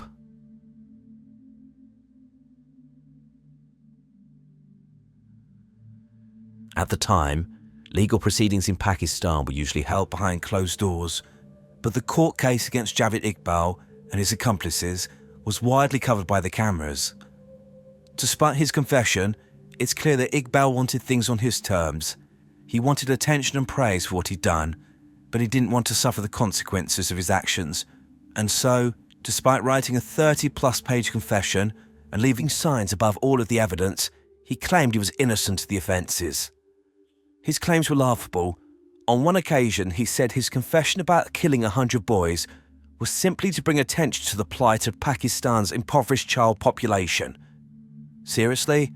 I mean, I don't even know where to start with that one. He also claimed that despite the remains found in the barrels in his home being identified as human bodies, the dismembered remains of children, he claimed they were simply full of beef and other meat as a way to confuse the police. Iqbal made long, rambling statements in court, which made little sense, including him saying, quote, "I was considered an insane person, but I beg that my viewpoint must also be heard. I considered myself a culprit because I have been made a culprit by police." So I think what he's saying here is that he confessed the crimes because the police told him he was the one responsible. Right.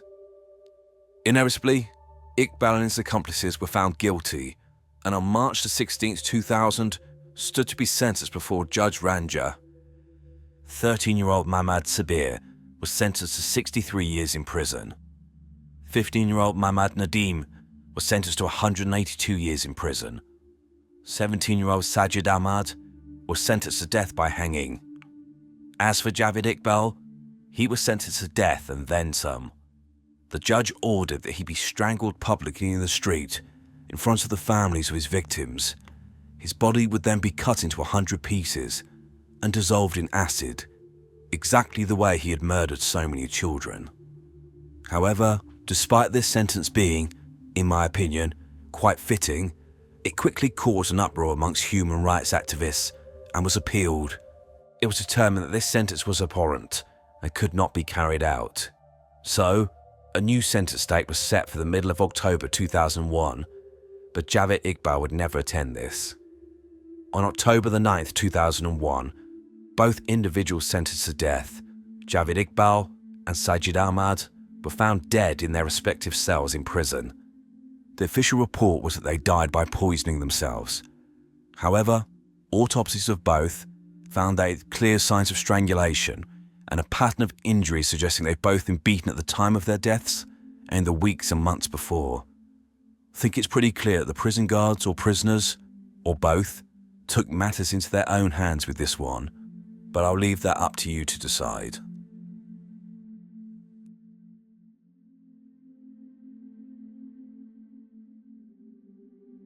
Before talking about the profile of Javid Iqbal, an important issue is why he was able to get away with this for so long. Iqbal's crimes only came to light when he confessed. He claimed that he could have killed 500 if he wanted to. I think this is true. The police just didn't care. Why is that? Central to this is the inefficiency and corruption in the police, which had an impact on them actually bothering to investigate anything, the parents of the murdered children even feeling they were able to report their loved ones missing. The reason for this, from my research, was the rampant corruption and extortion happening in the police. Victims' families were scared to go to the authorities, for fear they would be shaken down and what little they had taken from them. They also knew that nothing would be done. As they came from poor families, their problems simply didn't matter. This is why only 25 of the 100 children who went missing were ever reported to the police. This is absolutely disgusting, and I pray that the police in Pakistan have changed significantly in the 20+ years since this horrific case.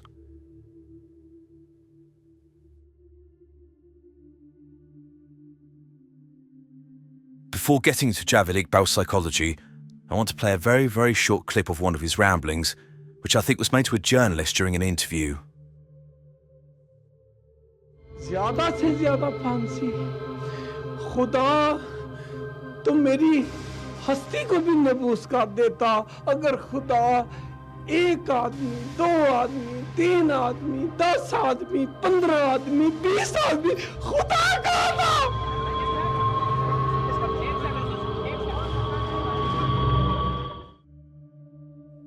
Getting tired of the number of cases I've come across where religion is brought into it. It's either the devil made me do it, or God commanded me to do it, or, in this case, well, if I was doing anything wrong, God would have stopped me.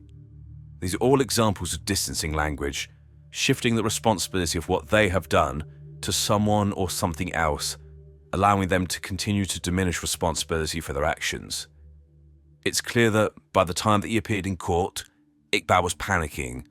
I think he was so disconnected from reality that he believed he was justified in what he was doing, and that, when he announced his killing spree, people would fall in a pile on the floor, worship him as a god, and he would walk through the streets feared.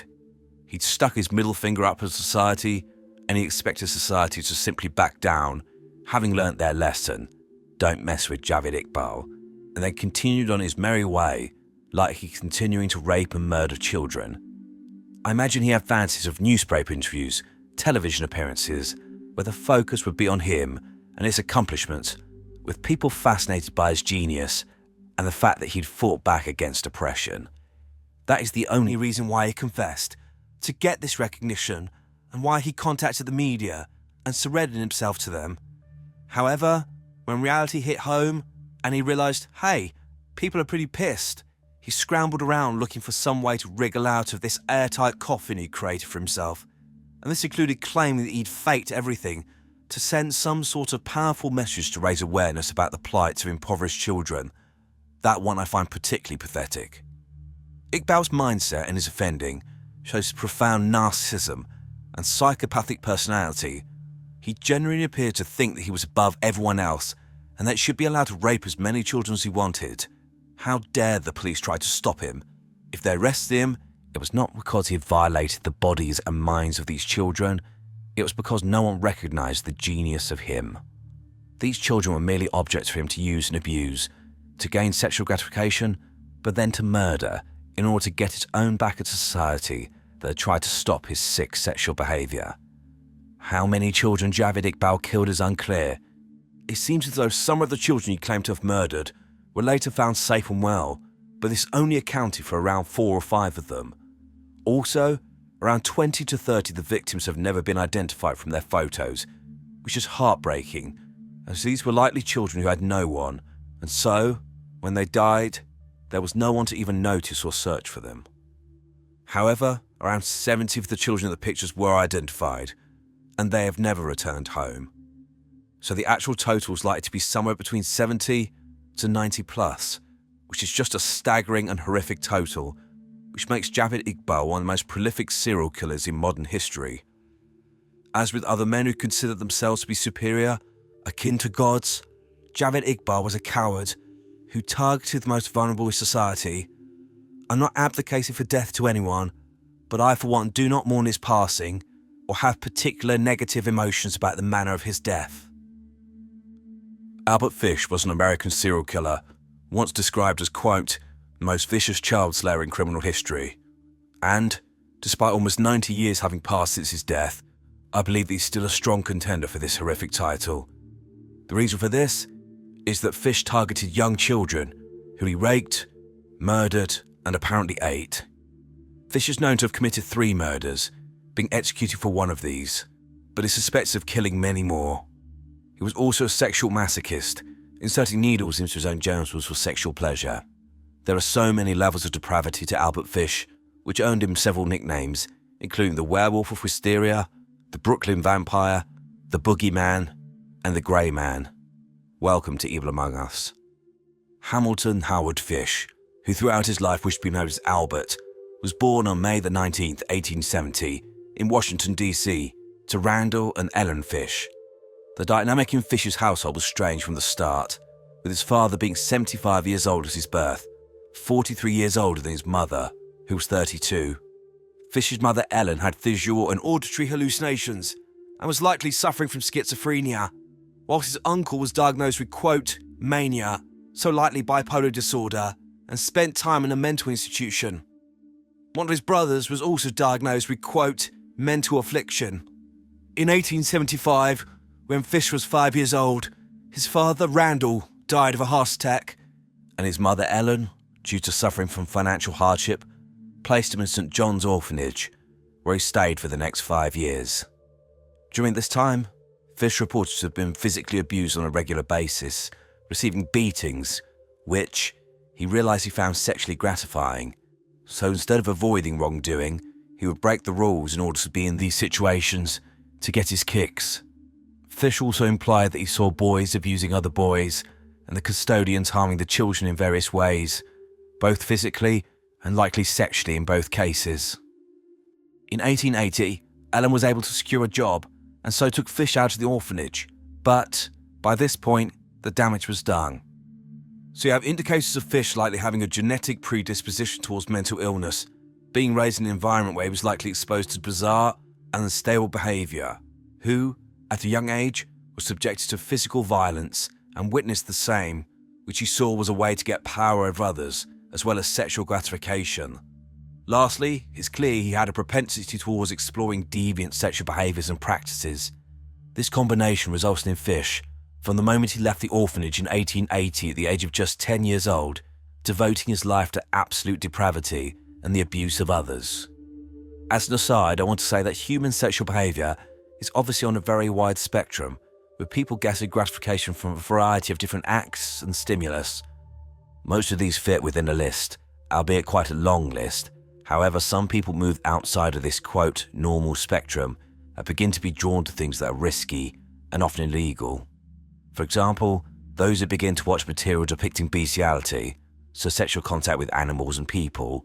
It appears that these people aren't attracted to animals, but it's more the fact that what they're watching is wrong, which gives them a thrill and leads to the gratification.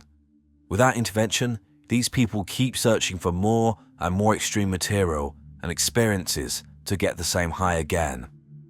Albert Fish appears to have been at this stage, i.e. off the scale of normal, at the age of only 10 years old, so you can imagine how bad his pursuit of ever more grotesque acts to gain sexual gratification got over the next 50 years. It began with him developing sexual arousal to the practice of drinking urine and eating human feces when he was only 12 years old, which he was introduced to by a boy of the same age he began a sexual relationship with. Fish would also engage in voyeurism, going to public bathhouses where he would see young boys undress. In 1890, Fish moved to New York City and began working as a male prostitute.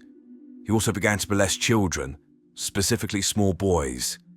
Fish quickly developed a specific typology of victim, with him targeting those who had learning disabilities or African American children, because he believed that these individuals would be less likely to tell the authorities and be less likely to be believed. Fish would lure them to his house, torture them for hours, often with a paddle covered in nails, rape them, and initially release the children alive. In 1898, Albert Fish married a woman called Anna Mary Hoffman. This was an arranged marriage, and I have no doubt set up to try and offset the rumours that would inevitably have been swirling around about his lifestyle. However, this marriage ended in 1917 when Anna ran off with another man, leaving Fish alone with their 6 children. During the marriage, and after Anna had left, he got his children to beat him on the bottom with a paddle covered in nails, which he used on other children, until he bled. He'd also taken to inserting needles into his body, specifically in his groin area. As another form of masochism, Fish would put wool doused in lighter fluid into his anus, which he would then light. Also around this time, Fish showed signs of mental illness, specifically schizophrenia, including believing that he was communicating with John the Apostle. On another occasion, one of Fish's sons describes an incident in 1922 when his father climbed the hills of Westchester, threw up his hands to the sky, and began screaming, quote, "I am Christ." Growing up in this household must have been absolutely hellish. In the early stages of the marriage, Fish did come to the attention of the authorities when, in 1902, aged 32, he was arrested, convicted, and incarcerated for larceny, being sent to Sing Sing prison, where he would be executed years later. However, as the marriage progressed, Fish's external activities were becoming more serious. Specifically, Fish later claimed that, in 1910, aged 40, he met a 19-year-old intellectually disabled man called Thomas Keedon whilst working in Wilmington in Delaware, and the pair began a sadomasochistic relationship. At some point, Fish lured Thomas into a farmhouse and claimed that he tortured him for 2 weeks, culminating in him cutting his penis in half. Fish later stated with regards to this act, quote, "I shall never forget his screams or the look he gave me." Fish claimed he intended to kill Thomas, but decided against it, so dressed the wound, gave him $10, and then, quote, "took the first train I could get home. Never heard what became of him or tried to find out." In addition, Fish claimed that in 1919, he stabbed a mentally disabled child in Georgetown, Washington, D.C. On July the 11th, 1924, Fish found 8-year-old Beatrix Keel playing alone on her parents' Staten Island farm. He offered her money to come and help him look for rhubarb in the neighbouring fields. She was about to leave the farm with him when her mother came out and chased Fish away. Albert Fish also claimed to have tried to lure a neighbourhood child called Cyril Quinn and his friend into his apartment on the pretext of eating sandwiches. Apparently, when these children were wrestling on his bed, they dislodged the mattress, and upon finding a knife, small hacksaw, and meat cleaver, implements Fish called, quote, implements of hell, they ran away. Eventually, Fish escalated to killing small children and mutilating their bodies.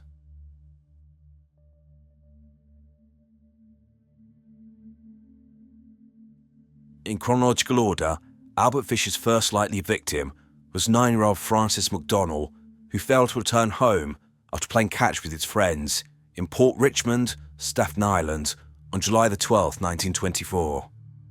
A search was organised, and Francis's body was found suspended from a tree in a wooded area close to his home. He'd been tortured, as shown by numerous cuts to his legs and abdomen, with his flesh around his left hamstring being completely removed. Francis had also been sexually assaulted and finally strangled with his own suspenders before being strung up from a tree where he was found. Other children who'd been playing with Francis told the police they'd seen an elderly man with a grey moustache walking around, mumbling to himself and making strange gestures with his hands. This suspect became known as, quote, the Grey Man. It was only when arrested years later for a separate crime that the Grey Man was identified as being Albert Fish. On February the 11th, 1927, 4-year-old Billy Gaffney was playing with his friends, two brothers who were 3 and 12 years old, in a hallway of a Brooklyn apartment. The 12-year-old went into his apartment, and when he came back into the hallway, both younger boys had disappeared. The 3-year-old was later found on the roof of the apartments, but Billy was nowhere to be found, and the 3-year-old said, quote, the boogeyman took him. A worker on a tram said that he saw a man with a young boy who matched Billy's description. The boy was crying for his mother and was dragged off the tram by the man.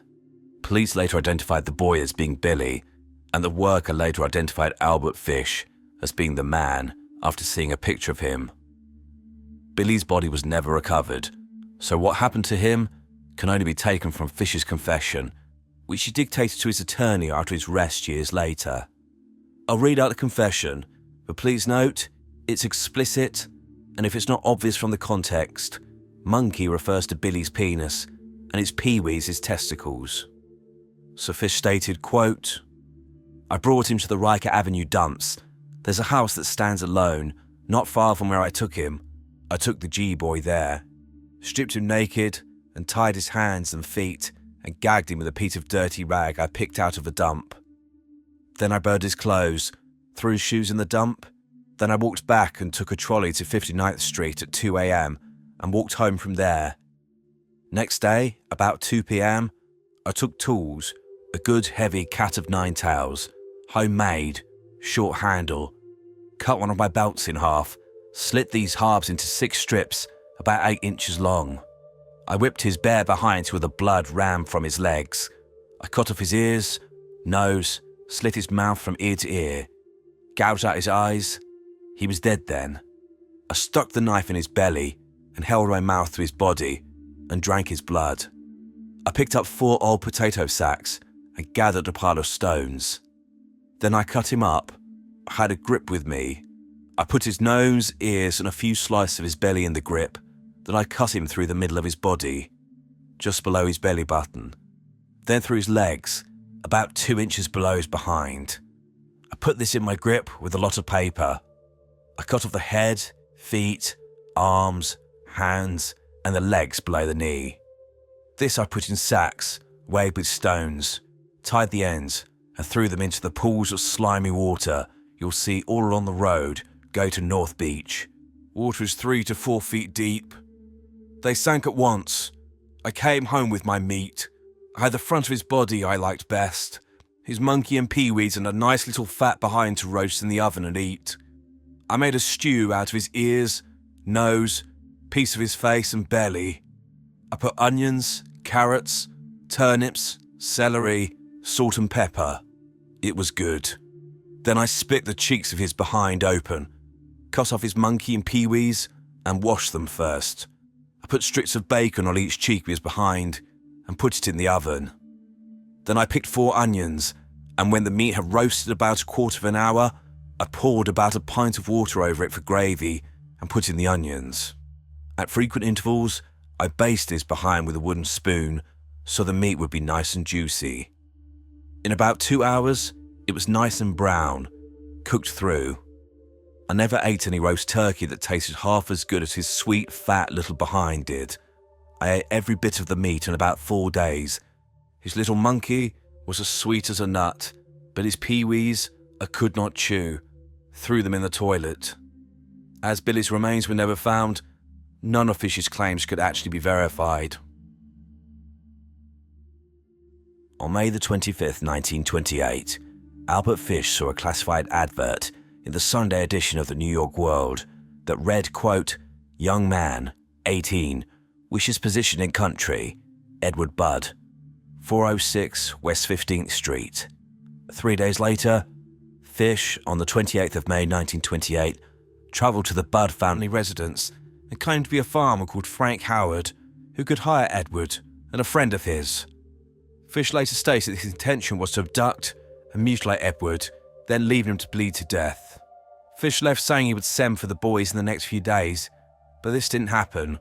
He sent a handwritten note to the Budd family apologising and stating that he would soon return. When Fish did return, on the 3rd of June 1928, the family invited him in for lunch, and during this visit, he spotted Edward's younger sister, Grace, who was just 10 years old. Fish stated that he would take Edward and his friend on at the farm, but first he was going to a birthday party and asked if Grace would like to come. The family saw no issue with this genial, 58-year-old, grey-haired man that was apparently going to help them get out of poverty, so they made a fatal mistake. They agreed. Grace then left with Fish, and that was the last time she was seen alive. Fish then took Grace, boarded a train, and eventually ended up taking her to an abandoned building, where, unfortunately, her life ended in horrific fashion. When Grace did not return that evening, her family called the police. However, the investigation was hampered because Frank Howard, a farmer from New York, simply didn't exist. As with many serial killers, Fish was undoing what is needed to brag and gain attention for his despicable behaviour. It was in November 1934, so 6 years after the abduction of Grace, that Albert Fish showed his hand. And he did this via an anonymous letter that he sent to the Budd household. This letter is really strange and rambling and concludes with what Fish stated he did with Grace. I've corrected some of the grammatical errors to make it easier to read and wish to read the letter in full for a specific reason, so keep in mind the theme of the letter and the absence of religious overtones. This will be important later. So Fish wrote, quote, "My dear Mrs. Budd, in 1894 a friend of mine shipped as a deckhand on the steamer Tacoma, Captain John Davis. They sailed from San Francisco to Hong Kong, China. On arriving there, he and 2 others went ashore and got drunk. When they returned, the boat was gone. At that time, there was a famine in China. Meat of any kind was $1 to $3 a pound. So great was the suffering amongst the very poor that all children under 12 were sold to the butchers to be cut up and sold for food in order to keep others from starving.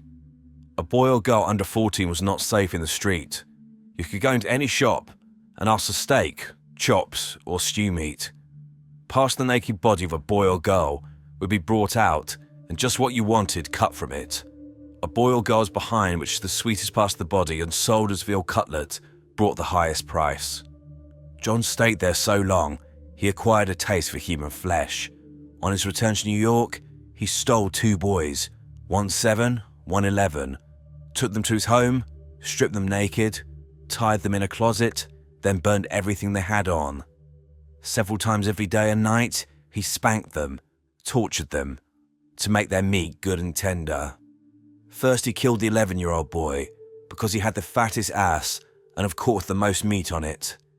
Every part of his body was cooked and eaten, except head, bones and guts.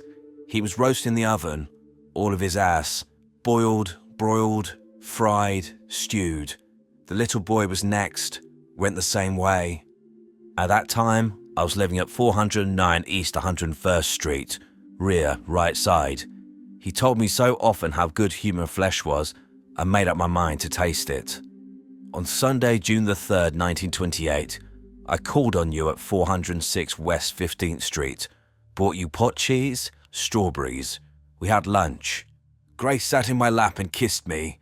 I made up my mind to eat her, on the pretense of taking her to a party. You said yes, she could go. I took her to an empty house in Westchester I'd already picked out. When we got there, I told her to remain outside. She picked wildflowers. I went upstairs and stripped all my clothes off. I knew if I did not, I would get blood on them. When all was ready, I went to the window and called her. Then I hid in a closet until she was in the room. When she saw me all naked, she began to cry and tried to run downstairs. I grabbed her, and she said she would tell her mama.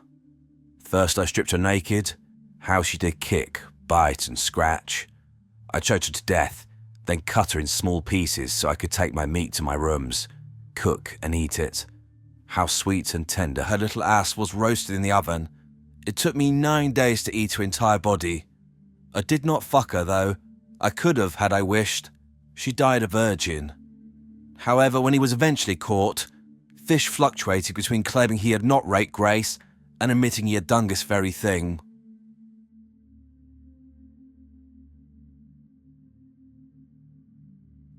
It was the note that Fish sent to the Budd family that led to his undoing. This letter had the logo of the New York Private Chauffeurs Benevolent Association emblazoned on it.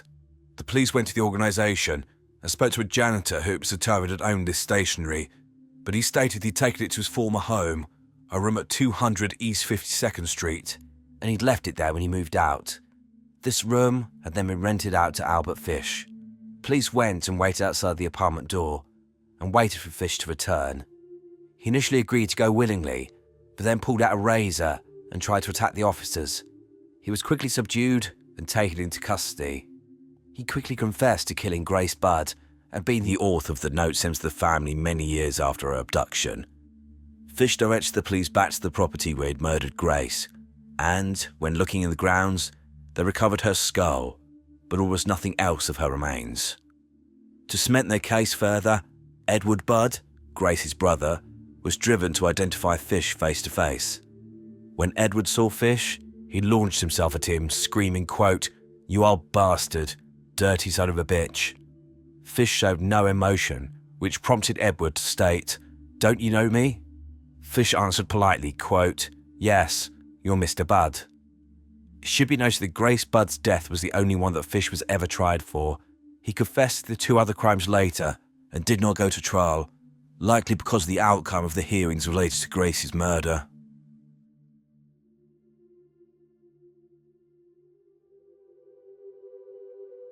Albert Fish's trial for Grace Budd's murder began on March the 11th, 1935, in White Plains, New York. Fish pleaded not guilty to murder by reason of insanity, claiming that he believed that God had told him to kill Grace. The utter depravity of Fish was laid bare at his trial, as psychiatrists inventoried his personality and identified a long list of sexual proclivities, which included, and it is a long list, sadism, so taking pleasure in other people's pain or humiliation, masochism, taking pleasure in one's own pain or humiliation, paedophilia, necrophilia, sexual arousal from acts involving urine, eating feces, whipping, sexual arousal from a sight of blood, female genital mutilation, cannibalism, arousal from penetrating the skin of himself and others with sharp objects, for example pins and knives, watching others engage in sexual or intimate acts, as well as exhibitionism. An example of the level of deviancy came when an X-ray was shown of Fish's pelvic area, which showed more than 24 needles he'd inserted into his genital area and his perineum, so the bit between the scrotum and the anus, over the years. One of the psychiatrists who assessed Fish stated he was, quote, "a psychiatric phenomenon due to the number of sexual abnormalities that he developed." Fish was assessed as having a, quote, "psychopathic personality without a psychosis." So this means that he was a psychopath and so had these traits such as a lack of empathy or conscience, but this was not rooted in delusional thinking. For what I know of this case, I tend to agree with this, as some of Fish's actions blow his own defence apart. Specifically, the note I read out, which was sent to Mrs. Budd, made no mention of any religious motivation to his crimes, it was clearly a note with a particular purpose, to gain further sexual gratification from causing distress to others. It should be noted that Fish had done this throughout his life, sending obscene, sexually explicit letters to women who posted classified ads in the papers, with him outlining what he wanted to do to them and what he wanted them to do to him. Whilst I have no doubt that Albert Fish had serious mental health problems, including apparently declaring himself Jesus Christ on one occasion, it's clear that he was in his right mind when he went to the Budd residence and was able to present himself as a genial, inoffensive old man, hence why the family allowed Grace to go off with him. There's no indication, at that point, that he was suffering from a psychotic episode, i.e. break from reality. However, that is just my take. To counter, the defence tried to highlight Fish's apparent obsession with biblical text and teachings. None of the jurors doubted that Albert Fish was insane, but it appears, as disclosed by one juror later, they thought he should be executed anyway, given the level of his depravity. As a result, Albert Fish was found guilty of the murder of Grace Budd and sentenced to die in the electric chair, nicknamed, quote, Old Sparky. In March 1935, Albert Fish arrived at Sing Sing prison in New York to await his execution. He never showed any remorse for his crimes. At just after 11 p.m. on Thursday the 16th of January 1936, Albert Fish stepped into the death chamber at Sing Sing prison and was strapped to the electric chair. It's rumoured that he helped place the electrodes on his body. How true this is, I'm unsure. Fish's last words were apparently, quote, I don't even know why I'm here. It apparently took 2 jolts of electricity to kill Fish, which led to a rumour that the needles he put in his body had short-circuited the system. There's no evidence this is true. Regardless, the execution was ultimately successful, and Albert Fish died in approximately 3 minutes. His body was buried in the grounds of Sing Sing prison.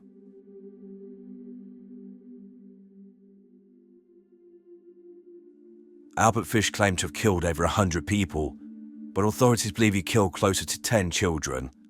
Regardless, it's apparent that he killed more children than we know about. I've been able to find some information on a couple of the murders he suspects of committing. The first is of Yetta Abramovich.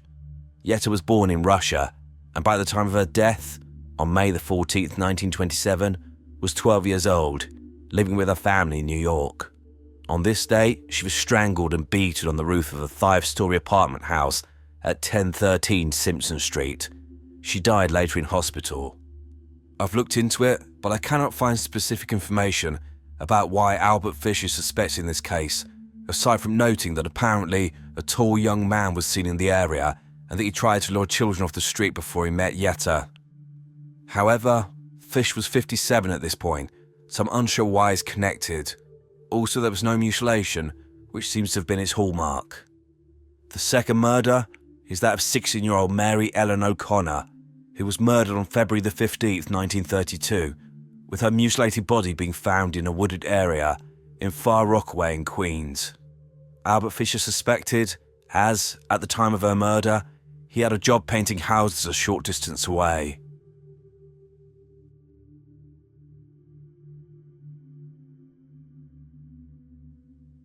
I think it's important to not get swept up in the lore that's created around various serial killers for one quite important reason. Most of them are pathological liars.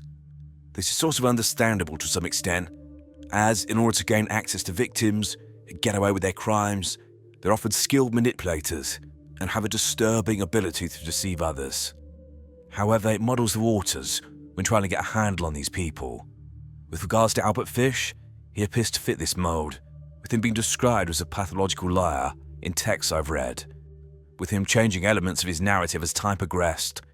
He also claimed to have killed 100 people, which is considered unlikely, and was likely claimed to try and increase his level of notoriety.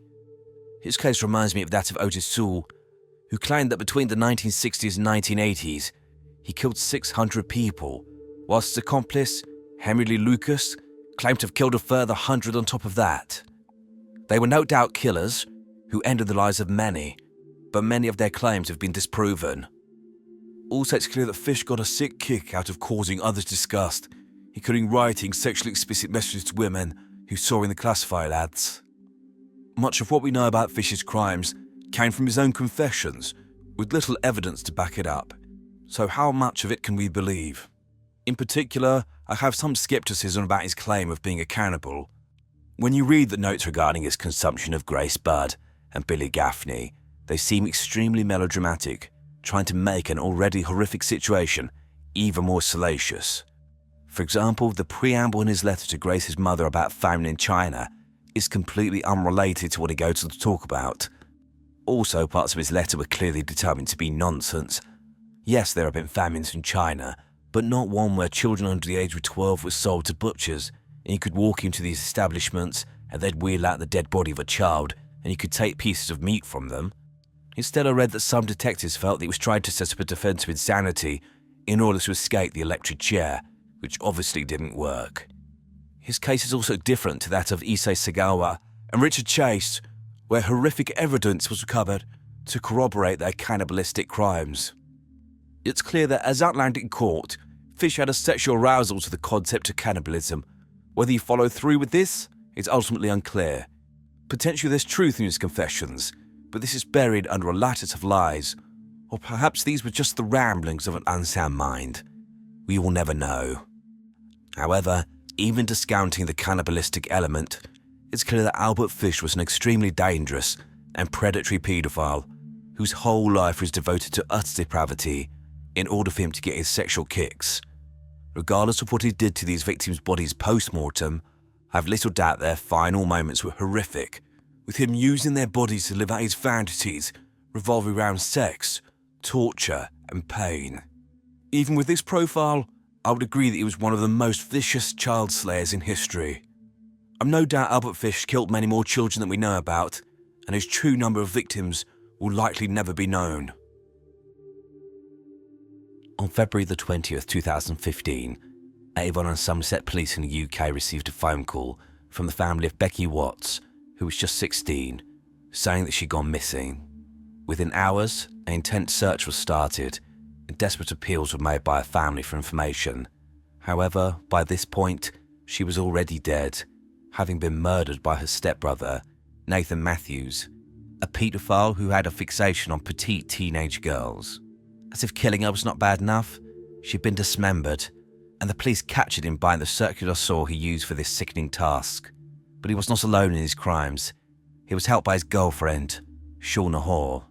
This evil couple thought they were very clever and had gotten away with murder, but their lies were quickly uncovered, and their sickening crime and their pathetic attempts to manipulate the police were laid bare. Welcome to Evil Among Us. Rebecca Marie Watts, known as Becky, was born on the 3rd of June 1998 in Bristol, a city in southwest England. It doesn't seem like she had the easiest start in life, with her parents splitting up before she was born, and she spent the first few years of her life living with her mother, Tanya Watts. Becky was taken into care aged 3 due to concerns about neglect, before living with her father, Darren Galsworthy, and his partner, a woman called Angie Matthews, who had a son from a previous relationship, Nathan Matthews. Becky had delayed speech and didn't talk properly until she was around 3.5 years old, and tragically, her first proper word was apparently Nathan. Angie said that, although Becky was her stepdaughter, they were inseparable, and she loved her, and raised her as though she was her own biological daughter. Becky also had a close relationship with her biological mother, Tanya, despite not living with her, and they would see each other regularly. However, a lack of support during her vital early years meant that Becky struggled with various issues throughout her short life, including anxiety and self-confidence. Becky went to Summerhill Junior School, where her teachers remembered her as a quiet but happy pupil, with one teacher saying, quote, "She was incredibly shy and incredibly quiet, but by the end of year 5, she started to come out of herself." However, it was when Becky moved to secondary school at the age of 11 that she began to have difficulties. She was bullied, and comments were specifically made about her weight. This shattered Becky's already fragile self-esteem. When she was 13 years old, Angie called the local children and young people services and asked for help, as Becky was refusing to go to school. Various professionals engaged with Becky. She was showing a high level of defiance and aggression when challenged. It was clear this was a defense mechanism, as she developed a significant fear of people and places, and tragically, she was particularly terrified about being abducted, as she'd scared herself reading various stories on the internet. Becky also developed anorexia, and her issues meant that she was referred to a child psychologist and an eating disorder clinic to try and help her. In addition, Becky began engaging with the Hospital Education Service, a specialist service providing education for children who have mental or physical health issues, which mean they're unable to attend mainstream school. The combination of a new school environment and therapy meant that Becky started to get better. She was coping better when attending her classes, began to develop friendships, and began doing things that teenage girls did, like going out shopping with her friends and going to sleepovers. However, when she was 14 years old, concerns were raised again when Becky told teachers that she was being pressured into sending indecent images of herself to other boys, and they also wanted her to send explicit text messages. Becky was referred to services to provide support to children at risk of sexual exploitation. Unfortunately, whilst the focus of professionals was on protecting Becky from predatory males in the world, the most dangerous person in her life was someone she knew well, someone she called her stepbrother, Nathan Matthews, a disturbed and predatory paedophile who, rather than protecting her, would end her life.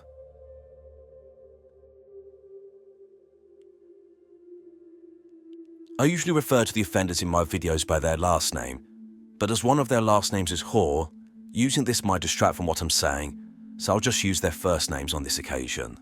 So, Nathan Charles Matthews was born on the 9th of January 1987 in Bristol to his mother Angie. He never knew his father. At around the age of 7 years old, Nathan went to live with his grandparents. Why he moved there is unclear, but it seems he had regular contact with his mother, and then eventually Becky Watts' father, Darren Galsworthy, when the pair began their relationship. His early years seem unremarkable.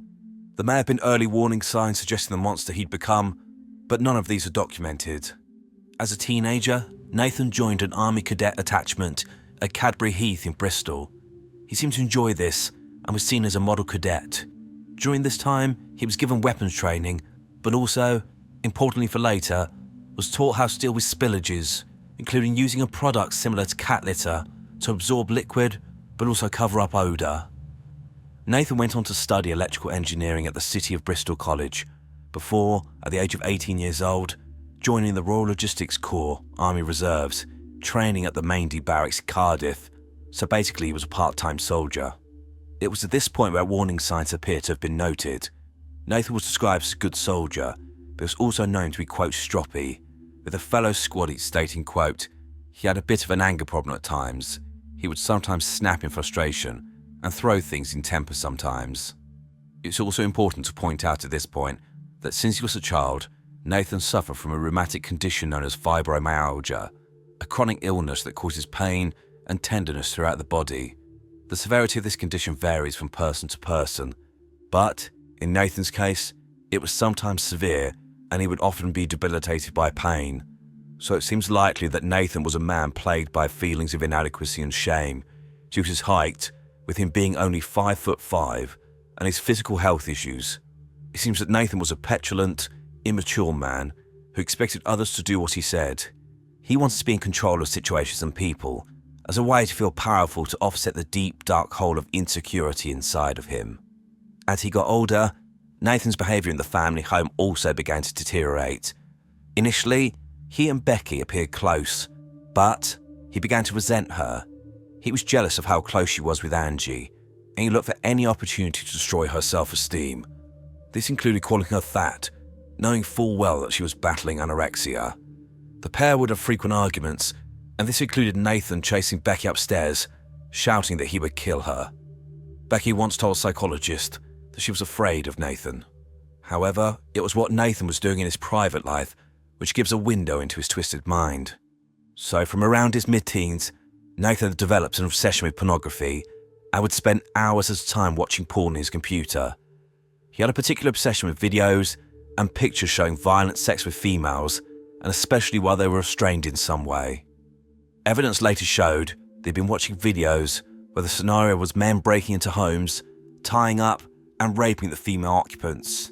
He was also particularly fixated on legal pornography which fits under the umbrella of, quote, teen, where you have an adult actress clearly made to look younger than she is, so that some viewers can fantasize that she's a child while not getting into trouble for possessing this material. Despite his overt conflict with Becky, it's clear that he was also sexually attracted to her from a young age. It was later disclosed that he'd rubbed Becky's inner thigh in a sexual way when she was 8 years old, and he was around 20, and he'd apparently done this to two of her friends who were the same age. It's apparent that Nathan had fancies about controlling women and little girls, sexually violating them in order to take what he wanted and dominate them, and this extended to how he would act towards his partners. In around 2006, Nathan, then aged around 19 years old, began a relationship with a woman known only as KJ.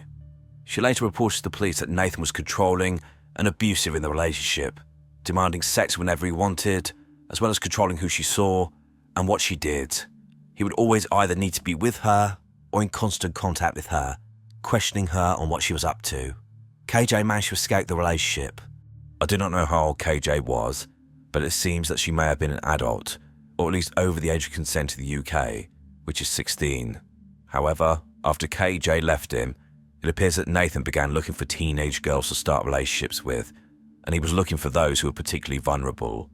No doubt he was doing this because he was sexually attracted to teenage girls, but he also thought it would be easier to control a child. In 2008, he met 14-year-old Shauna Hoare.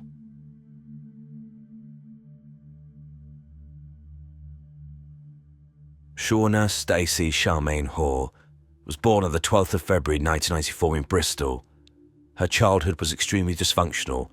Her father left the family home when she was very young, and her mother, Lisa Donovan, remarried soon afterwards. Before the age of 5, Shauna was taken into care due to concerns about neglect, emotional and physical abuse within the home. She was one of 8 children her mother had with 3 different men. Shauna moved from foster home to foster home, never settling in one place for very long. Eventually, Shauna returned to live with Lisa at home in Bristol when she was 13 years old. I don't have the information about what Shauna saw or experienced in foster care, but I imagine that this and her early years at home led to her becoming an extremely damaged child. By the age of 13 years old, she was smoking, drinking, and it appears sexually active, being preyed upon by older men. During this same year, the police received a report that she'd been raped on her way to school, but she refused to give a statement, so no one was arrested. Just a year later, when Shauna was 14, she met Nathan Matthews. How or where is unclear. Shauna's mother, Lisa, later recalled meeting Nathan, stating that he was, quote, controlling and flirty with everyone, sexually orientated, very overpowering. And this apparently included rubbing up against one of her other daughters, who was also a teenager. Unfortunately, this gives an insight into the environment and people which shaped Shauna. She was underage and brought a man round to the house who was around 21 years old at the time, and her mother apparently didn't bat an eyelid. Nathan told his mother and stepfather that Shauna was 16 years old, and despite any reservations they may have had, they tried to make Shauna feel welcome. She became part of the family, to the point where she was registered as Angie's carer due to her having multiple sclerosis. And when she and Darren got married in 2013, she was a bridesmaid, and this picture is truly horrifying, knowing that one of the people in this photograph would be dead less than 2 years after it was taken, and 2 others would utterly destroy the trust placed in them by Darren and Angie and tear the family apart.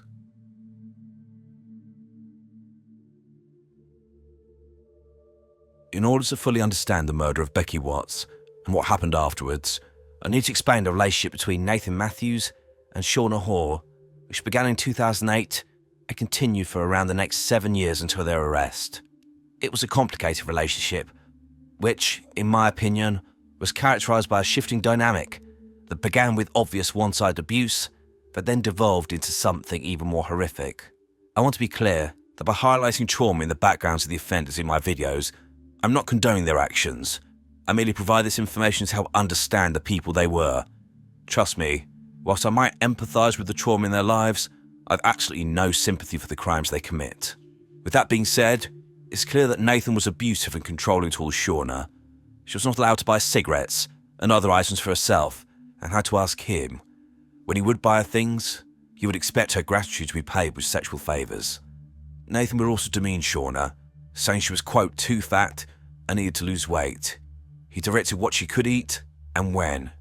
He would also abuse her in front of other people, including one time when Nathan told her to, quote, "Shut the fuck up, you twat," when she tried to speak up about something. During the trial, one of Shauna's friends described Nathan severing the link between them and him making it very difficult for her to see her friends. If she did end up going out to see people, he would demand to always be there, and if it involved a drive, Nathan would demand that the person they were going to visit send him money to pay for petrol.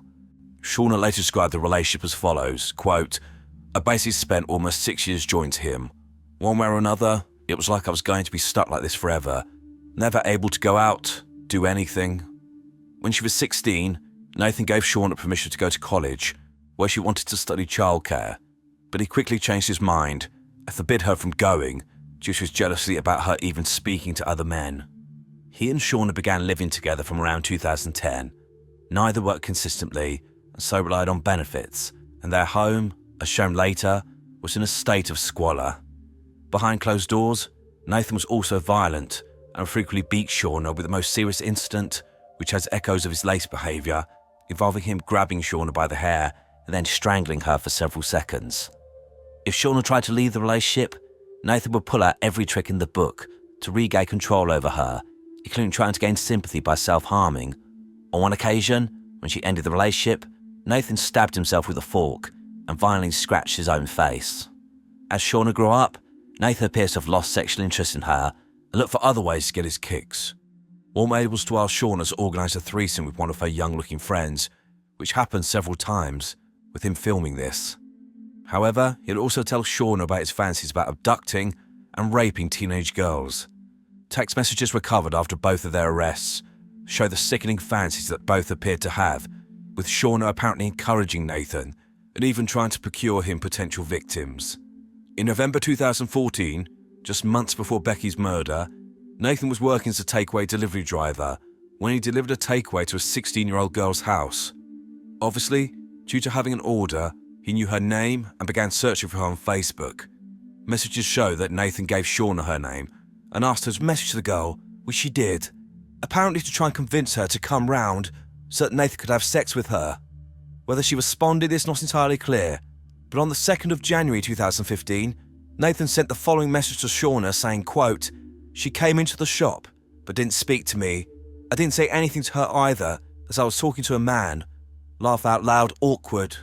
Police recovered a series of much more disturbing messages from the 9th of December 2014, which began with Nathan saying to Shauna, quote, "Fuck you, bring me back 2 pretty schoolgirls then."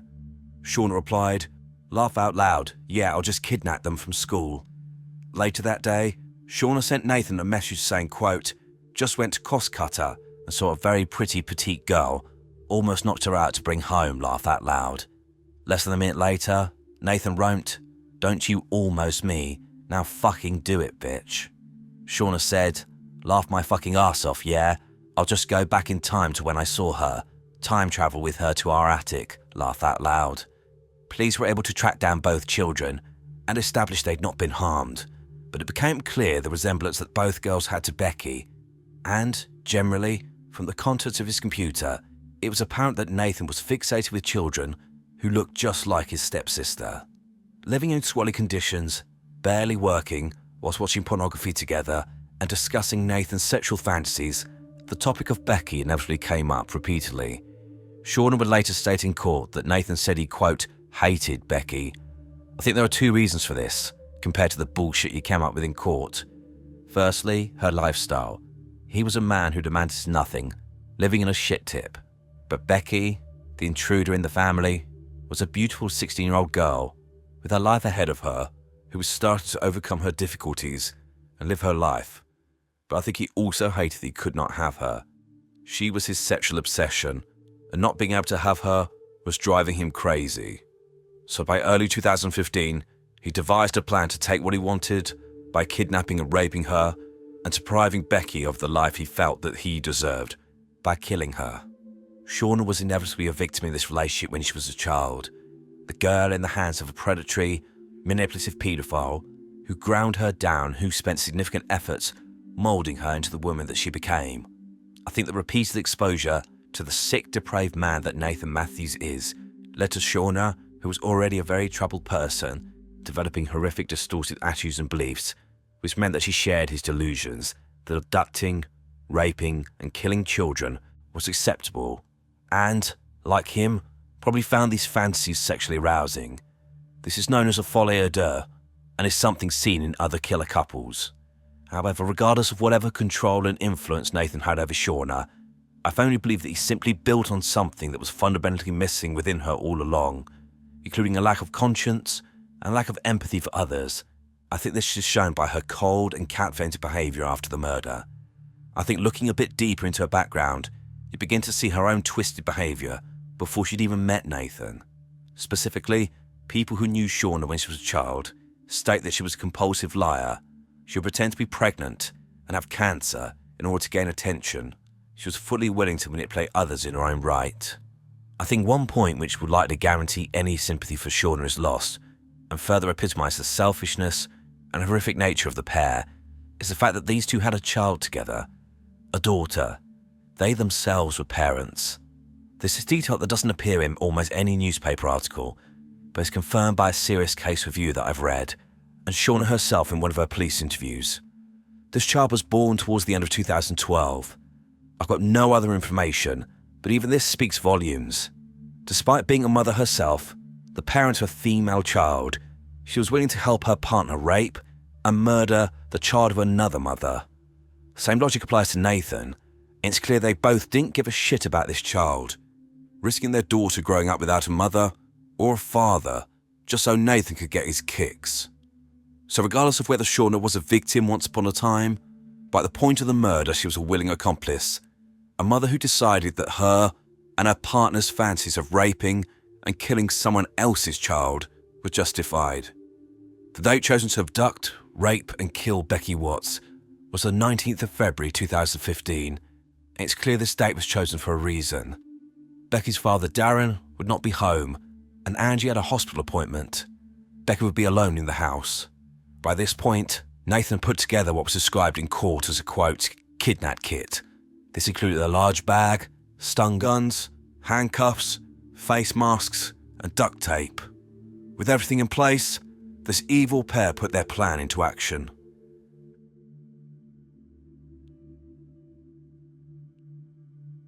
What happened to Becky Watts and the timeline can be established from various sources, including eyewitness testimony, police investigation, and even the statements of Nathan Matthews when he wasn't lying, which was rarely. What we do know is on the 19th of February 2015, Becky's father Darren Galsworthy was at work, and her stepmother, Angie Matthews, was picked up to go to a hospital appointment at around 10:30 a.m, leaving Becky in the house alone, with her being sat in her bedroom, texting her friends and her boyfriend. At 10:50 a.m, Nathan and Shauna left their home at 14 Cotton Mill Lane and drove towards 18 Crown Hill, Bristol, Becky's home address. This journey would only have taken 10 minutes, but they stopped us for local Tesco's to buy batteries for the stun guns. In the vehicle, strapped into her car seat, was the pair's daughter, who would have been around 2 years old at this point. Becky sent her final text message at 11:07, and it's assumed that Nathan and Shauna arrived soon afterwards. It's known that entry was gained to the house with a key that was left hidden outside for emergencies, and, by his later confession, Nathan put a mask on and went upstairs to Becky's bedroom. Whether Shauna also went up to the bedroom at this point is unclear. Nathan went into Becky's room and attacked her. Becky fought for her life ferociously, and her post-mortem showed that she had 40 bruises on her body from her attempts to fend off Nathan. He wrapped tape around her head and eventually placed his hand over Becky's mouth and nose, restricting her breathing until she suffocated to death. I imagine that, nastiest than he is, Nathan imagined walking into Becky's room, using his army trainings to subdue her, and then forcing her into the large bag he'd brought with him and taking her away to a separate location, no doubt to rape and eventually kill her. But he was as weak as piss, and no doubt overestimates his prowess and had to fight Becky every inch of the way. Now dead, Nathan put Becky's body in the bag, then was taken out of the house. In court, it was argued that, due to Nathan's physical health issues, he would have likely been unable to carry Becky's body without some sort of assistance. Therefore, it's apparent based on this that Shauna helped move Becky's body out of the house and likely helped him put her in the bag in the first place. The bag containing Becky's body was placed in the car boot, and at 12:45 p.m, when Angie returned from the hospital, she found Nathan, Shauna, and her granddaughter in the property watching TV. A few hours later, Darren came home from work. Neither Angie or Darren had any idea that in order to get into the house, they'd walked within feet of Becky's body hidden in the car. Eventually, at around 7 p.m, Nathan and Shauna made their excuses and drove back home, taking Becky's body with them. When they got back to their own property, Becky's body was placed in the bath, and Nathan then stabbed her 19 times with a knife and also stabbed her in the neck with a screwdriver. No doubt this was him taking out his anger on her, that his plan had not worked, and she had fought back. How dare she not give him what he wanted? Becky's body remained in the bath overnight, and just after midday on the 20th of February 2015, Nathan was caught on CCTV buying a power saw, the tool he would use to dismember Becky. He then set about this gruesome task. In court, Nathan would claim when he did this, he, quote, closed my eyes, had the saw in one hand, with him implying that he was so disgusted with his actions that he could not bear to look and basically dismembered Becky blind. However, the prosecution noted that there was no damage to the bathtub itself.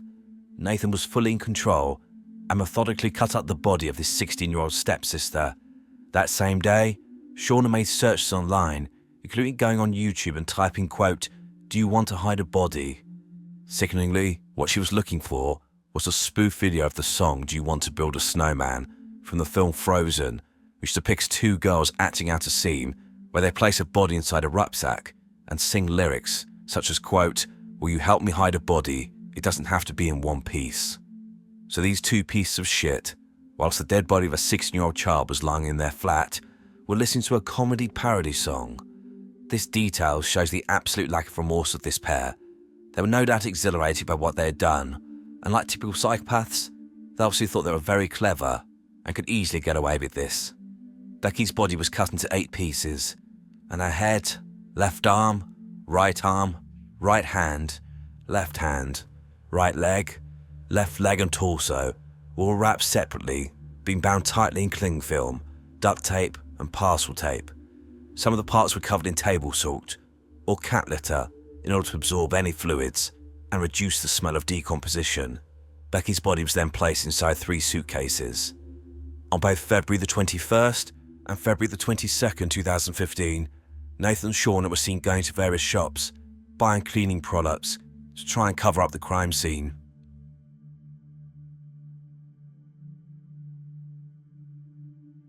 Whilst Becky Watts was murdered on the 19th of February 2015, it wasn't until the 20th of February that she was reported missing to the police. This was apparently because her family assumed that she'd gone out on the 19th and then had simply decided to stay over at a friend's house. However, on the 20th of February 2015, Becky's boyfriend and her friends went to her house and said they were concerned. So it wasn't until 4 p.m. on the 20th of February 2015 that the police were called.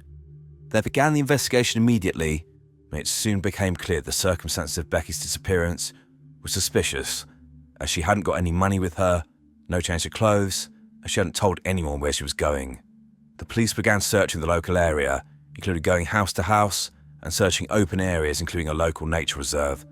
They took to social media, looking for information using the hashtag #FindBecky. On the 23rd of February 2015, Becky's father and stepmother, Darren and Angie, made an appeal for information about her disappearance, as shown by this clip. Your typical teenage girl, lots of selfies, music, fashion.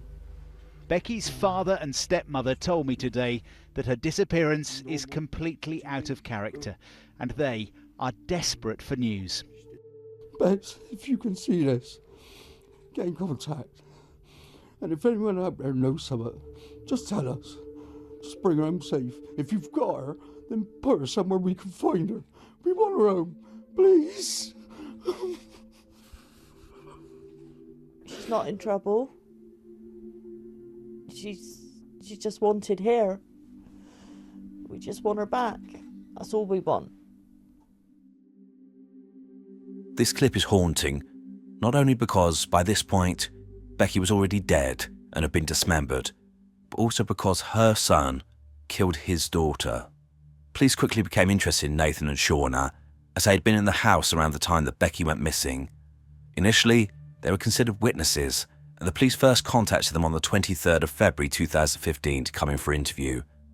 Alarm bells started ringing when both seemed not particularly bothered about prioritising trying to find Becky, with them stating they were too busy to come in. What the police later found out was that Nathan and Shauna were playing for time, as they knew the police were circling and they needed to get rid of Becky's dismembered body, which was still in their flat. So, on the evening of the 23rd of February 2015, Nathan called a friend of his, 29-year-old Carl Demetrius, and said that he would pay him to move and store the suitcases and other items at his home address. The sum promised was around £10,000. Carl then contacted a friend of his, 23-year-old James Ireland, who was promised around half the money to help Carl load the items in a van at Nathan's property and then unload them at the other end. Both of them travelled to Nathan's address, loaded up Becky's body parts in the van, and then drove back to 9 Barton Court, a property just 80 metres away. This was the property of Carl and his 23-year-old partner J. Dean Parsons, and the suitcases containing Becky's body parts were then hidden in their garden shed. In addition, items used in the initial crime, the dismemberment, and the clean-up were also hidden here. All three would later claim they had no idea what was in the suitcases and was simply focused on the money they had been promised, and, when pushed, said they thought it might have been drugs in the suitcases. With Becky's remains now out of the way, suddenly Nathan and Shauna made themselves available to the police, and they were interviewed twice, on the 26th of February and the 27th of February 2015.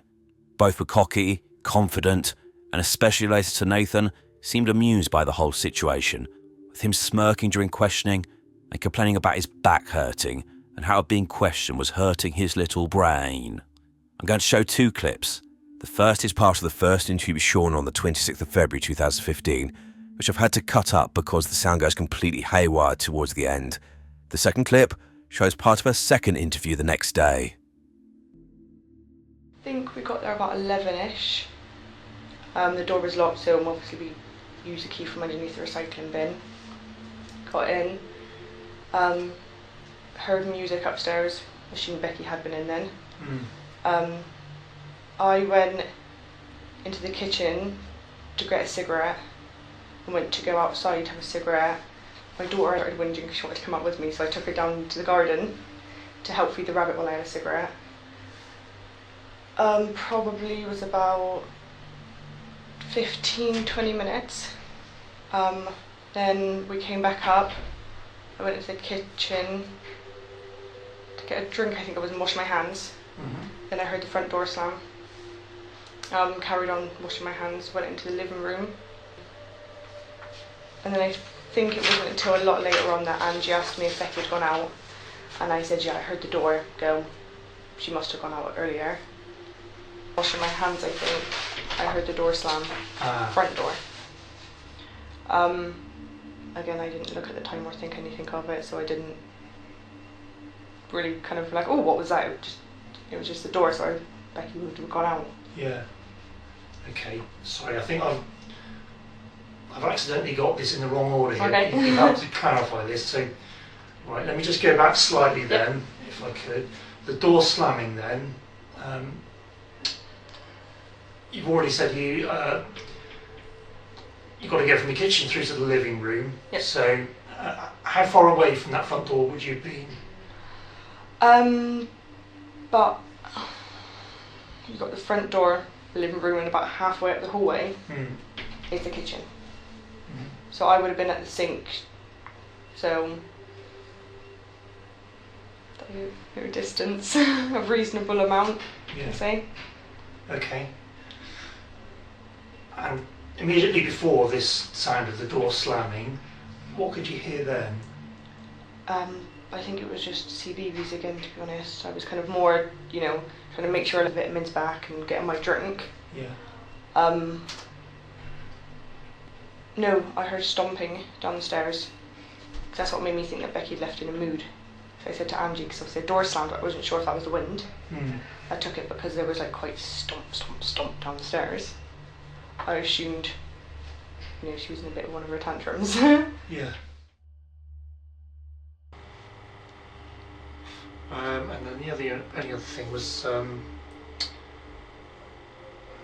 just a minor thing really, but I think some of our colleagues were trying to speak to Nathan, just part of those initial inquiries just a few days ago on Tuesday, I think it was, and they sort of perceived a bit of reluctance. Do you have any knowledge of that? Not to my knowledge, but I wouldn't know now. No. Has Nathan had any sort of concerns about speaking to us? Not that he's told me now. No. If he does, I wouldn't know then. Yeah. How is he finding it? He's found it quite hard actually. Again, he's kind of more thinking, my God, if it was... Yeah. Or again, knowing how hard it'd be for his mum at the moment. You know, because Becky was almost like a daughter to her. Yeah. You know, when it is. And then over the weekend, have either you or Nathan been involved in searching for Becky or doing any? No, of I that wasn't stuff aware that's they were going doing on? a search. I didn't realise until I think it was yesterday. Yeah. I went on my Facebook and obviously there was news articles and pictures popped up about that they did the search, but we weren't told about it at all. Well, that's fine. And I said Yeah. to Nathan, that's actually a good thing. Where did you guys go then over the weekend? I don't know if you're able to remember that far back. Well, the weekend that Becky, like after Becky. After Becky went missing, I think if I help you, so I think it was on Monday actually that you spoke to police officers, like detectives. Which would have been outside my mum's house. That's right. So I would have went to my mum's that day. So that was on Monday. I think I went over on Tuesday. Where did you stay on Monday night? Do you remember? It would have been at my house, but we didn't leave until about midnight, to be honest. So that's about midnight Yeah, Monday. and most then- nights we did. Tuesday we went over again. Yeah. Again, probably would have left about midnight. Yeah. Wednesday, I think we stayed in my house. We might have gone over again Wednesday, actually, sorry, I think. Thursday, which was yesterday. That was yesterday. Yeah, we had the interview, and then obviously we've gone over again Midnight. today. Yeah. Yeah, because Wednesday we started watching a film or two films that my mum fell asleep and we didn't leave until like 2 o'clock in the morning or something. On Wednesday. Yeah, that was it. Into Yeah. Thursday, yeah. And then Thursday we obviously had the interview, and then today. I'm sure you picked up on a few things. The complete lack of any emotion, any care or concern. I believe that Shauna has the ability to express these emotions and doesn't understand them, hence why her presentation is so bizarre. I mean, your partner's stepsister, who you know well, has gone missing and you didn't realise people were out looking. I don't know about you, but if someone I cared about went missing, you couldn't drag me away from searching every single nook and cranny. I'd be pounding the streets every minute of every day. The police also noticed this strange presentation, as well as the fact that Nathan and Shauna's stories match perfectly. Human memory is bad. People can have widely different recollections of the same incident, so having two people give exactly the same story is suspicious, and it was clear they'd both come up with the story and rehearsed it, which was basically they went to the house, didn't see Becky, but heard the door slam, so assumed that she just left. I imagine it was at this point the police knew that Becky was not alive anymore, and they had spoken to the people responsible, but they needed evidence to make the arrest. Police returned to Becky's property and found a small amount of blood outside her bedroom door with a fingerprint in it. The blood was found to be Becky's, and the fingerprint belonged to Nathan. This was enough, and Nathan and Shauna were arrested for kidnapping on the 28th of February 2015, and, with their in police custody, their house was forensically examined. These photos show the inside of the property that Shauna and Nathan and I assume their daughter lived in. It's actually disgusting. There's piles of rubbish everywhere. However, the police noticed the bath was actually spotless. By making this one area spotless, it acted like a massive beacon, and the police knew that someone had gone to great lengths to clean this room for some reason, and obviously it would later be discovered that Becky had been dismembered in the bath, and the pair had spent days cleaning up the horrific scene. Police also found receipts for the circular saw used to dismember Becky, as well as gloves, goggles, and other items used in this despicable crime. On the 2nd of March 2015, both Nathan and Shauna, who remained in police custody, were arrested on suspicion of Becky's murder.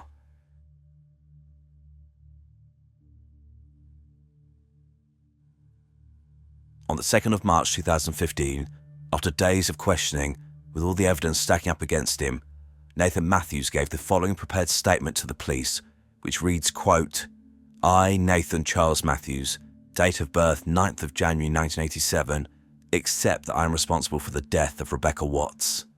On the 19th of February 2015, I attended 18 Crown Hill with my girlfriend Shauna Hoare. 18 Crown Hill is where my mother lives with Darren Galsworthy. Rebecca Watts also lived there. Shauna is my mother's registered carer, so we regularly go to the house to help with housework and help with my mother's needs. Although we usually went on Monday, Wednesdays and Fridays, we'd also go there on other days. On Thursday the 19th of February, part of the reason for going around was to return a tin to my grandmother. My grandmother was due to take my mother to a medical appointment and bring her back. In my car, I had a large bag, a stun device, handcuffs, tape and mask. I developed an idea to scare Rebecca by kidnapping her. I wanted to kidnap her to teach her a lesson. I believed that she was selfish and her behaviour towards my mother was a risk to her health. When we got to 18 Crown Hill, we let ourselves in with a key my mother had left in the recycling box. Upon entering the property, we all went to the front room. A few minutes after arriving, Shauna said she wanted a cigarette and went to the garden. I went to the boot of my car and took out a bag which contained the other items. I took everything upstairs to the landing. I think I then took the items out of the bag before knocking on Rebecca's door. She replied, "What?" or "Hello?" and I said, "Can I see you a minute?" or similar words. Rebecca then opened the door. I am wearing a mask. I cannot be sure in what order things happened immediately after she came to the door, but I used the items I had to subdue Rebecca. During a short struggle, my mask slipped and Rebecca was able to see my face. This caused me to panic and I strangled her when she was partially in the bag. I collected the items I'd used, put them and Rebecca into the bag and zipped up the bag. I also took her phone, tablet and laptop together with shoes, some clothes and a duvet cover from the spare room in a separate bag. I took everything downstairs. I put it into the boot of my car. Back in the house, I waited to hear Shauna, then slammed the front door shut. Before going to the front door, I checked that Shauna was not in that room. The rest of the day at the house goes as it would normally if we were there. We leave at around 7 p.m. The rest of the evening passed as usual, but I cannot remember exactly what we did. After Shauna went to bed and sleep, I waited a while, went out to the car and brought the bags into the house. The following day, we went back to 18 Crown Hill and I tried to behave as normal. I tried to behave as normal as I could. When we returned to 14 Cotton Mill Lane, I again waited for Shauna to go to sleep. This time, I collected the bag of Rebecca's body and placed it in the bath. In order to stop Shauna using the bathroom the following morning, I poured drain cleaner down the toilet so I could tell Shauna it was blocked again. The toilet would often get blocked, and when this happened, I knew Shauna would not go into the bathroom. I also locked the door. My memory of the days that followed is not perfect, so I'm not sure which day I returned to 14 Cotton Mill Lane, having left Shauna at her mother's, but I think it was the Saturday. When I got back to 14 Cotton Mill Lane, I tried to dispose of the body by cutting it up with a circular saw. Initially, I wrapped up the body parts and took them downstairs and hid them. I'm not sure how many days later, but on another day, I took the body, the saw, and other items to 9 Barton Court, Barton Hill, and placed them in a garden shed. I took them to this address with 2 other people. I did not tell them what was in the bags and box, and I said I would collect them in a few days. Both these people are men, but I do not want to name them. I've chosen to give my account by means of a written statement because I believe I have mental health and learning difficulties that make it difficult for me to say it out loud. So to summarise, Nathan is claiming manslaughter. He had some ridiculous plan to kidnap Becky to teach her a lesson because she was being mean to his mother. She struggled and he strangled her in a moment of panic. Also note that he's trying to claim Shauna is innocent and had nothing to do with any part of this, which is ridiculous, as I've already hinted at but will return to in a bit. This confession is so stupid. I mean, literally, he should have just written the word derp on a piece of paper and it would make more sense. Anyway, this clip shows around 10 minutes of the interview with Nathan, when the police then tried to question him about the statement he had made. This is one of the most pathetic interviews I've ever seen. This is a man who methodically cut his 16-year-old stepsister into pieces and was smirking during his first police interviews. But now, notice the change in him. Notice the performance, the manipulation. Now he's poor little Nathan. He did a bad thing because Becky was being mean to everyone. Oh, and he has mental health issues and learning difficulties, don't forget. And he's very, very upset. I'm really sorry.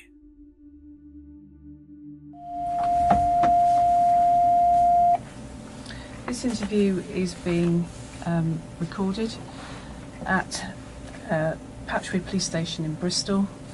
It is now Tuesday, the 3rd of March 2015, and it's exactly 12 midday. I'm DC 3302, Marie Stephen, and the other police officer present is DC Mark Luther 2702. Nathan. Can you give us your full name? Nathan Charles Matthews. Thank you. And your date of birth? The 9th of the 1st, 1987. Thank you. And the other people present in the interview are? Robin Rowland on behalf of Crossroads Sisters. And Liz Warlock, appropriate adult. Thank you. So Nathan, we've had a short break. Perhaps if I just flag up for the recording what this interview is about. It's about the kidnap and murder of Becky Watts. Over the last couple of days we've had 4 recordings. The last was a very short recording, and I know you needed to have a break then. I explained to you this morning why we needed to, rather than simply take at face value the written statement that you have given to us last night, that we need to explore what you've told us some more. I know that was difficult for you first thing this morning, but that's what we need to carry on and do, and ask you some more questions. Can you rephrase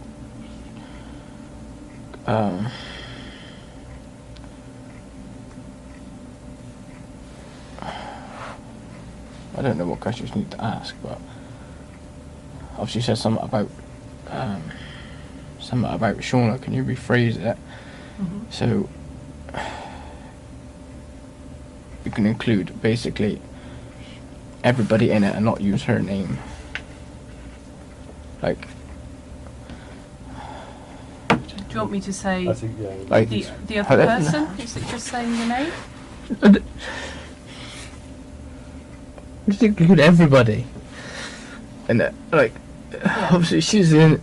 Obviously, it will be included in it, but include everybody. Don't say her name. Okay. Okay. I'll do my best to avoid using that name where I can, Nathan, okay? I can't make promises, and what I would say to you is that I'm not going to be doing anything to deliberately wind you up or anything like that, okay? But we've obviously been here a long time, and if I make a slip up, it may well be because I'm tired and those things happen, okay? Can you tell me then, Nathan, because if we work through what you told us in this written statement, this idea that you had... Obviously, I think you wanted more detail, yeah. was it? Yeah, I do.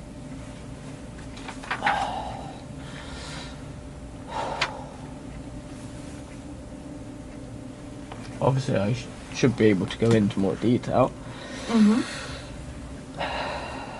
Remember the discussion we had before coming in, though? Huh? Remember the discussion we had before coming in?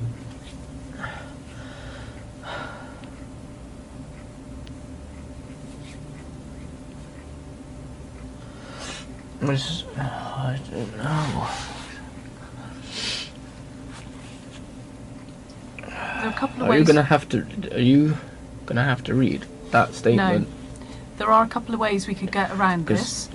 Obviously, I don't want that to be read to someone.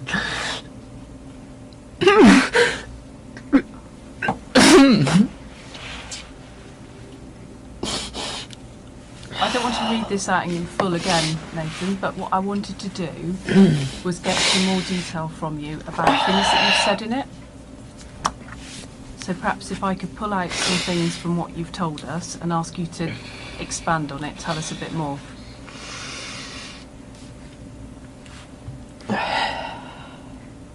Does that sound all right? How about if we start with this idea you had about scaring Becky?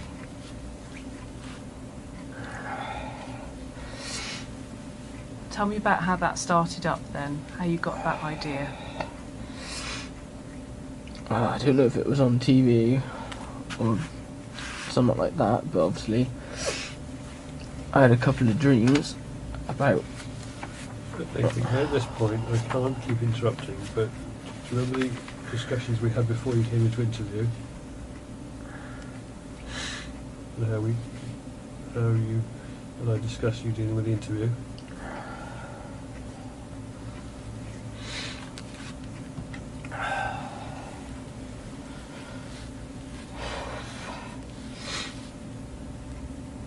Alright, what was the question again? About the idea that you got, and you said it might have been something on TV or you had a dream.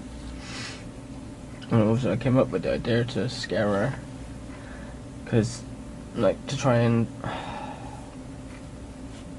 basically make her more appreciative of life, so she'd be more appreciative for other people. She'd be, like, grateful that, you know, she wasn't harmed or anything like that, or, you know,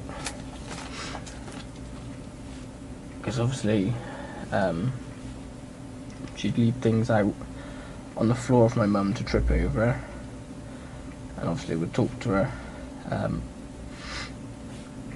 like, so saying nasty comments and talk to her like dirt on the floor. And I thought if I was, you know, able to scare her, and obviously her not be harmed, and obviously be released. Obviously when she got back, she obviously would have been scared and more appreciative of things, as people are. Okay. So tell me what you thought you were going to do. What your plan was. Obviously stick her in the suitcase. Obviously, put tape around her mouth so she wouldn't make any noise.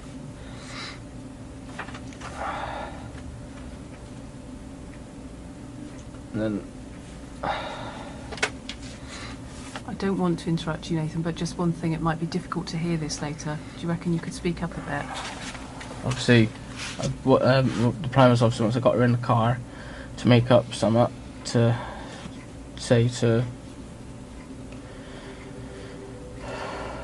Shauna, obviously I had to leave, like to help someone or do something or something.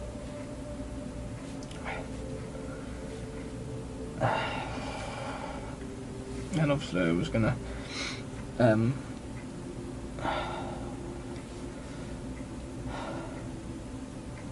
was thinking of like a wooded area or whatever, to obviously take her back out, obviously still have the mask on,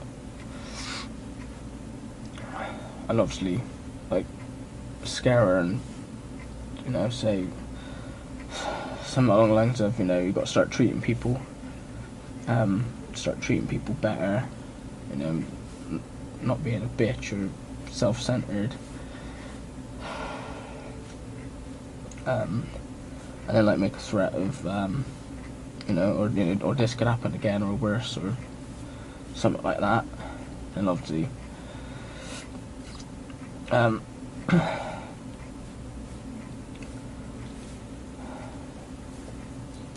hadn't figured out exactly how to obviously walk away after, without obviously, I don't know if she'd try and follow. I'm assuming she wouldn't have followed, because out of fear we wouldn't want to follow someone who just obviously has done that, and obviously would have come back. Well, I would have obviously chucked away obviously everything first and then come back, and obviously would have acted as normal. Kept coming back to my mum's, obviously acted as normal.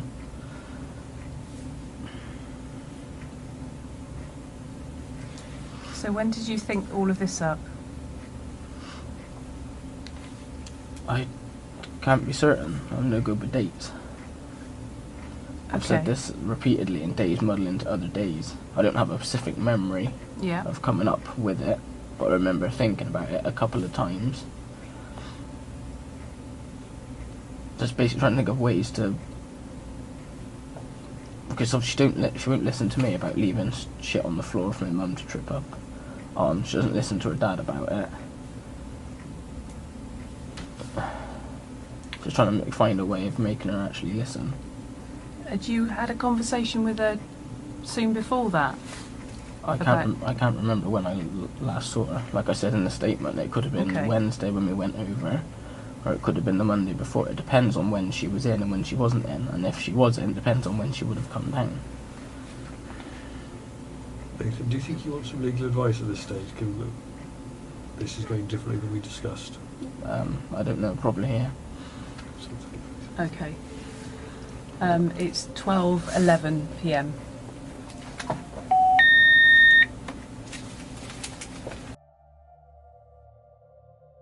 Pathetic. Absolutely pathetic.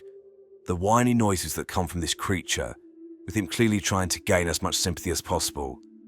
Nathan's quote-unquote confession meant that finally, on March the 3rd, 2015, police attended the home of J. Dean Parsons and Carl Demetrius at 9 Barton Court, arrested them both for assisting an offender, and recovered the suitcases containing Becky's remains from the shed in their garden.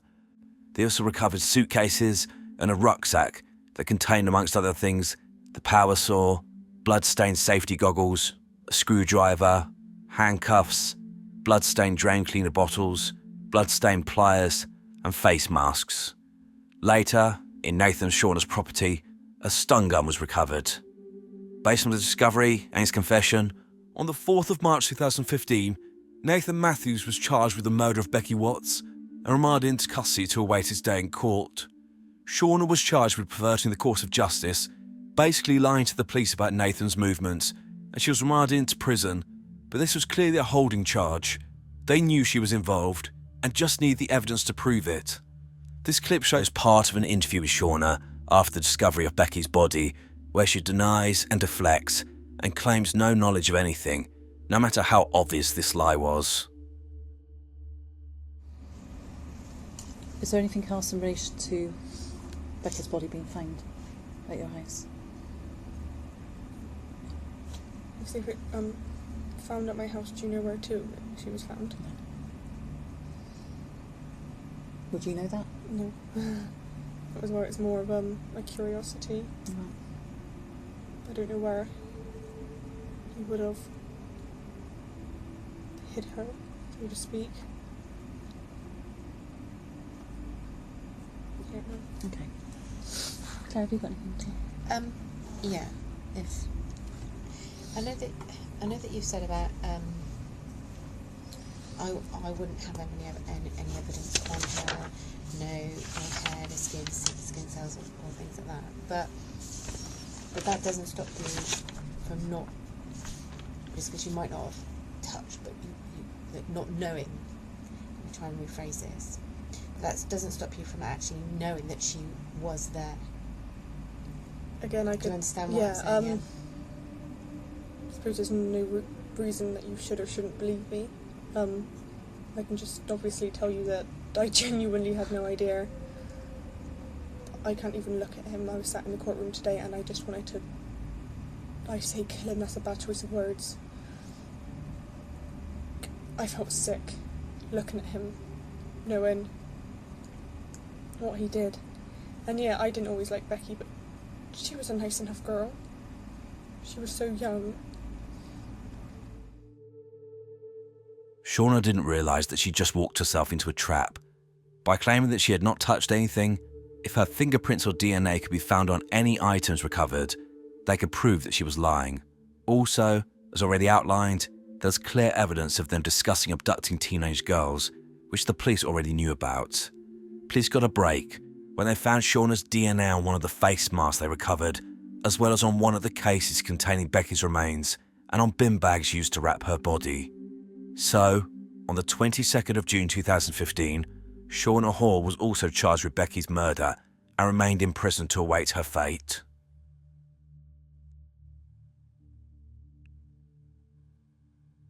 Nathan Matthews and Shaughner Hall went on trial on the 6th of October 2015 at Bristol Crown Court.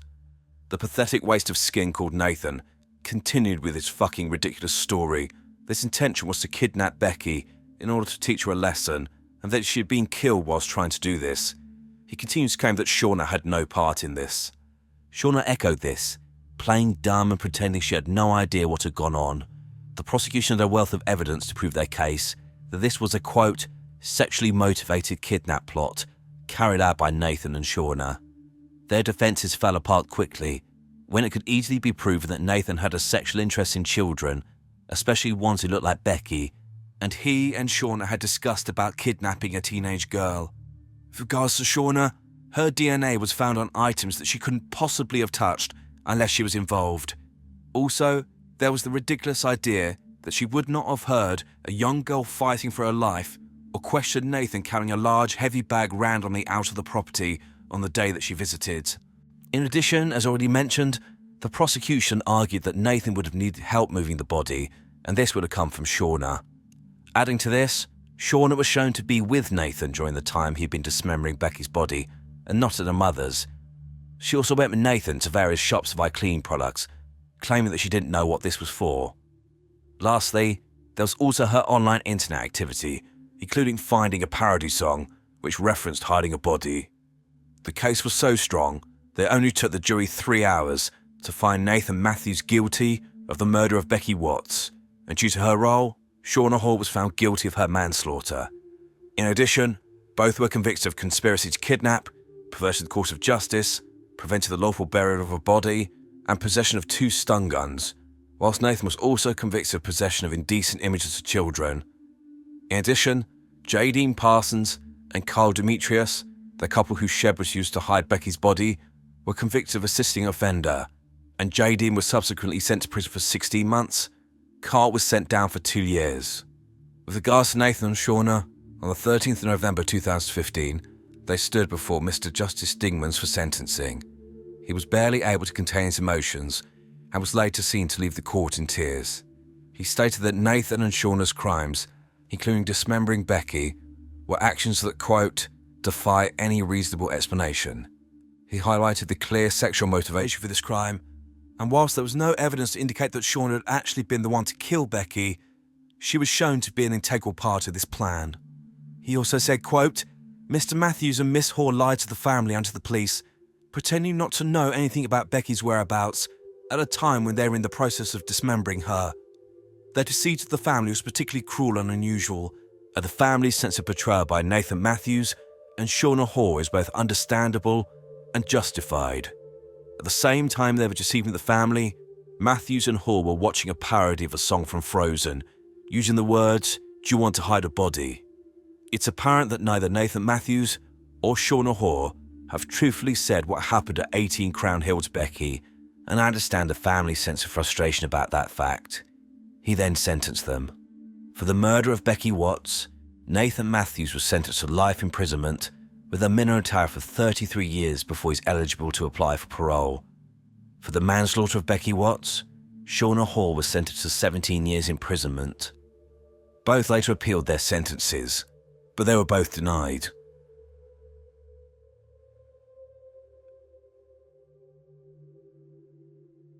People who offend against children are considered the lowest of the low in prison, and some measure of retribution was waiting for Nathan and Shauna after they were sentenced.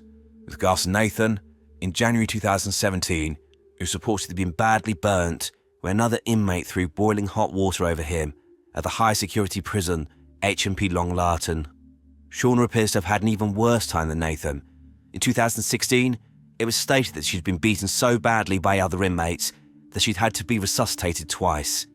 It appears, though, that Shauna survived prison, and given she would have had to have served half her sentence before being released on licence, and taking into account time on remand, she's likely already out of prison or will soon be released on licence to be monitored by probation for the next 8.5 years.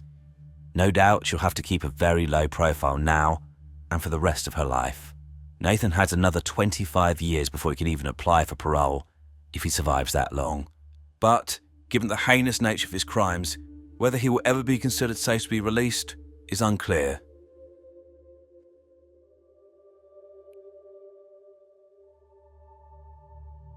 Becky Watts was laid to rest on the 17th of April 2015 at St Ambrose Church in Whitehall in Bristol.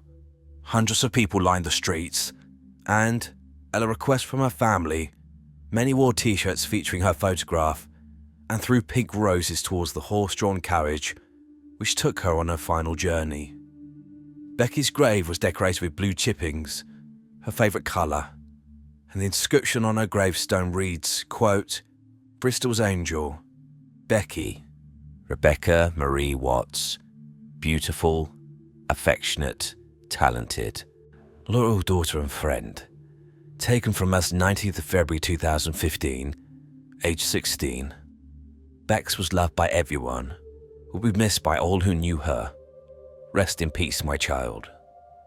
Tanya Watts, Becky's biological mother, did not feel able to attend the service, who paid tribute to her daughter by calling her a, quote, "caring, normal, happy, lovely girl," as well as saying, "You shouldn't have to bury a child.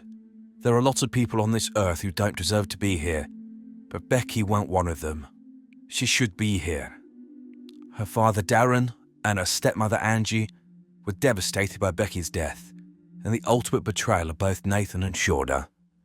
Darren subsequently released a statement speaking for both he and Angie, which read in part, quote, "We both feel we are just marking off time until our demise.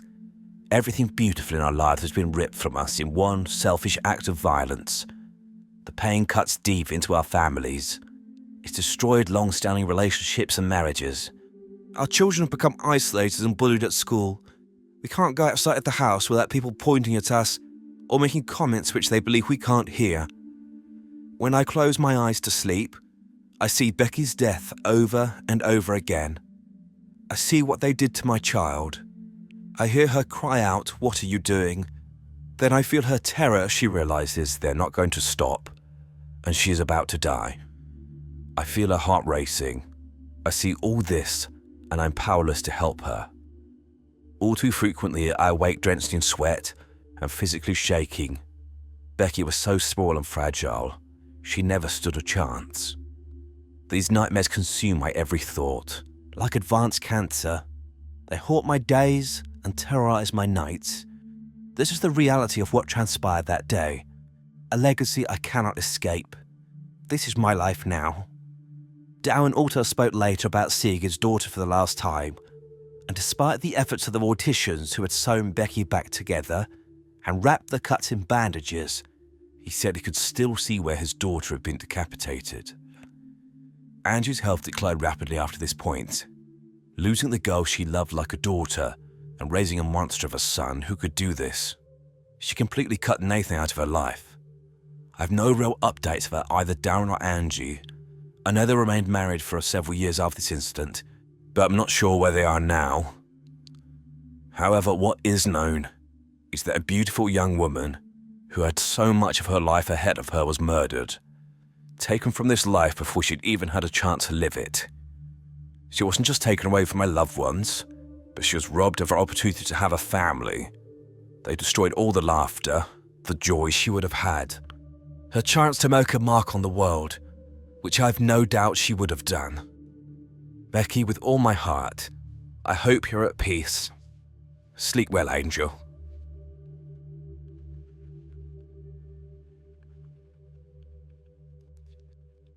It's impossible not to talk about these two together, but I'll also discuss differences in their profiles. Nathan Matthews, in my opinion, is much easier to understand. A sad little man who, likely due to his own inadequacies, including his height, wanted to dominate and control women as a way to feel powerful. He likely felt that on a level, he was no match for a woman, had little to offer them, and they would inevitably abandon him. So he targeted children. He knew these individuals would be more naive than him, and he could mold them into what he wanted them to be. Becky was a precocious teenager who knew her own mind, had a strong personality, and was going places compared to him. A man who could not hold down a job, who lived in absolute squalor. This disparity enraged him. He was also sexually obsessed with her and wanted to dominate her and take what he believed he was entitled to. His plan would enable him to achieve both of these goals, use Becky sexually and remove this object from his life. And I say object purposefully. I've no doubt that Nathan is a psychopath. He has no remorse for his actions. I saw Becky and all women and female children simply as things he could use. He methodically dismembered the body of a 16-year-old child and then sat in an interview with the police smirking. Only when he was trying to save himself did he show any sort of emotion, and this was manufactured, a pantomime, with his sole purpose being to sell this bullshit story to save his own skin. Nathan Matthews is a dangerous man who I think will always pose a risk to children. In some respects, I find the profile of Shauna Hall more interesting, as it is, in my opinion, far more complex. I've said what I thought about her during this video, with Shauna being a victim initially, falling into the hands of a manipulative, controlling predatory paedophile who moulded her for years, contributing to the monster she became. However, the more I watch her interviews, the more I'm convinced that Nathan merely built upon something that was already within Shauna, or, to be more accurate, missing from her. She is cold. There is something missing when she speaks. She talks, but there is no emotion there. She's literally like a robot. She shows no signs of distress and seems incapable of even pretending to care during her police interviews. I think she too is likely a psychopath, who over the years began to become sexually aroused by thoughts of abducting children for Nathan to abuse. The thing that I think cements my perception of these two as psychopaths is, as I said, the fact they were parents themselves to a female child. Especially with Shauna. Becoming a mother appears to have done nothing to change her. She did not then realise the love that other mothers have for their children, and how losing a child is the worst thing a parent can experience. She gave no consideration to keeping that child out of harm's way, or being in their life. No, instead, she allowed them to live in absolute squalor, and took them to an address knowing exactly what was going to happen, and then, likely, had this child in the house where Becky's body was cut up. The same thing goes for Nathan. He couldn't give a shit about anyone else, including his daughter. His need to indulge his sick sexual interest in children was all that mattered. I've read that Shauna was apparently pregnant again with twins when Becky was murdered. So, again, rather than thinking about the lives inside of her and her own daughter, she was slowly focused on helping her paedophile partner end the life of someone else's child. As to what happened to these twins, a report in late 2015 said that Shauna was, quote, no longer pregnant. It's unclear whether she had termination, lost the babies, or potentially she was never pregnant at all, and simply said this to gain sympathy. In addition, I have no idea what happened to the couple's daughter. She'll be around 10 years old now, and I really hope that she's being supported by people who love her, and they'll help her with the emotional fallout when she finds out what monsters her parents were. Shauna, as I said, is either released or will soon be back in the world, and she will have to keep a low profile and look over her shoulder for the rest of her life. And Nathan, he gets to enjoy at least the next 25 years with his new friends. Let's see how that goes. There are clear parallels between this case and the Ken and Barbie murders. This case relates to a couple, Carla Homolka and Paul Bernardo. Bernardo was a serial rapist and serial killer who killed at least 3 young women, with Carla assisting him with finding him victims, including her 15-year-old sister, Tammy. I will be covering that case in the near future.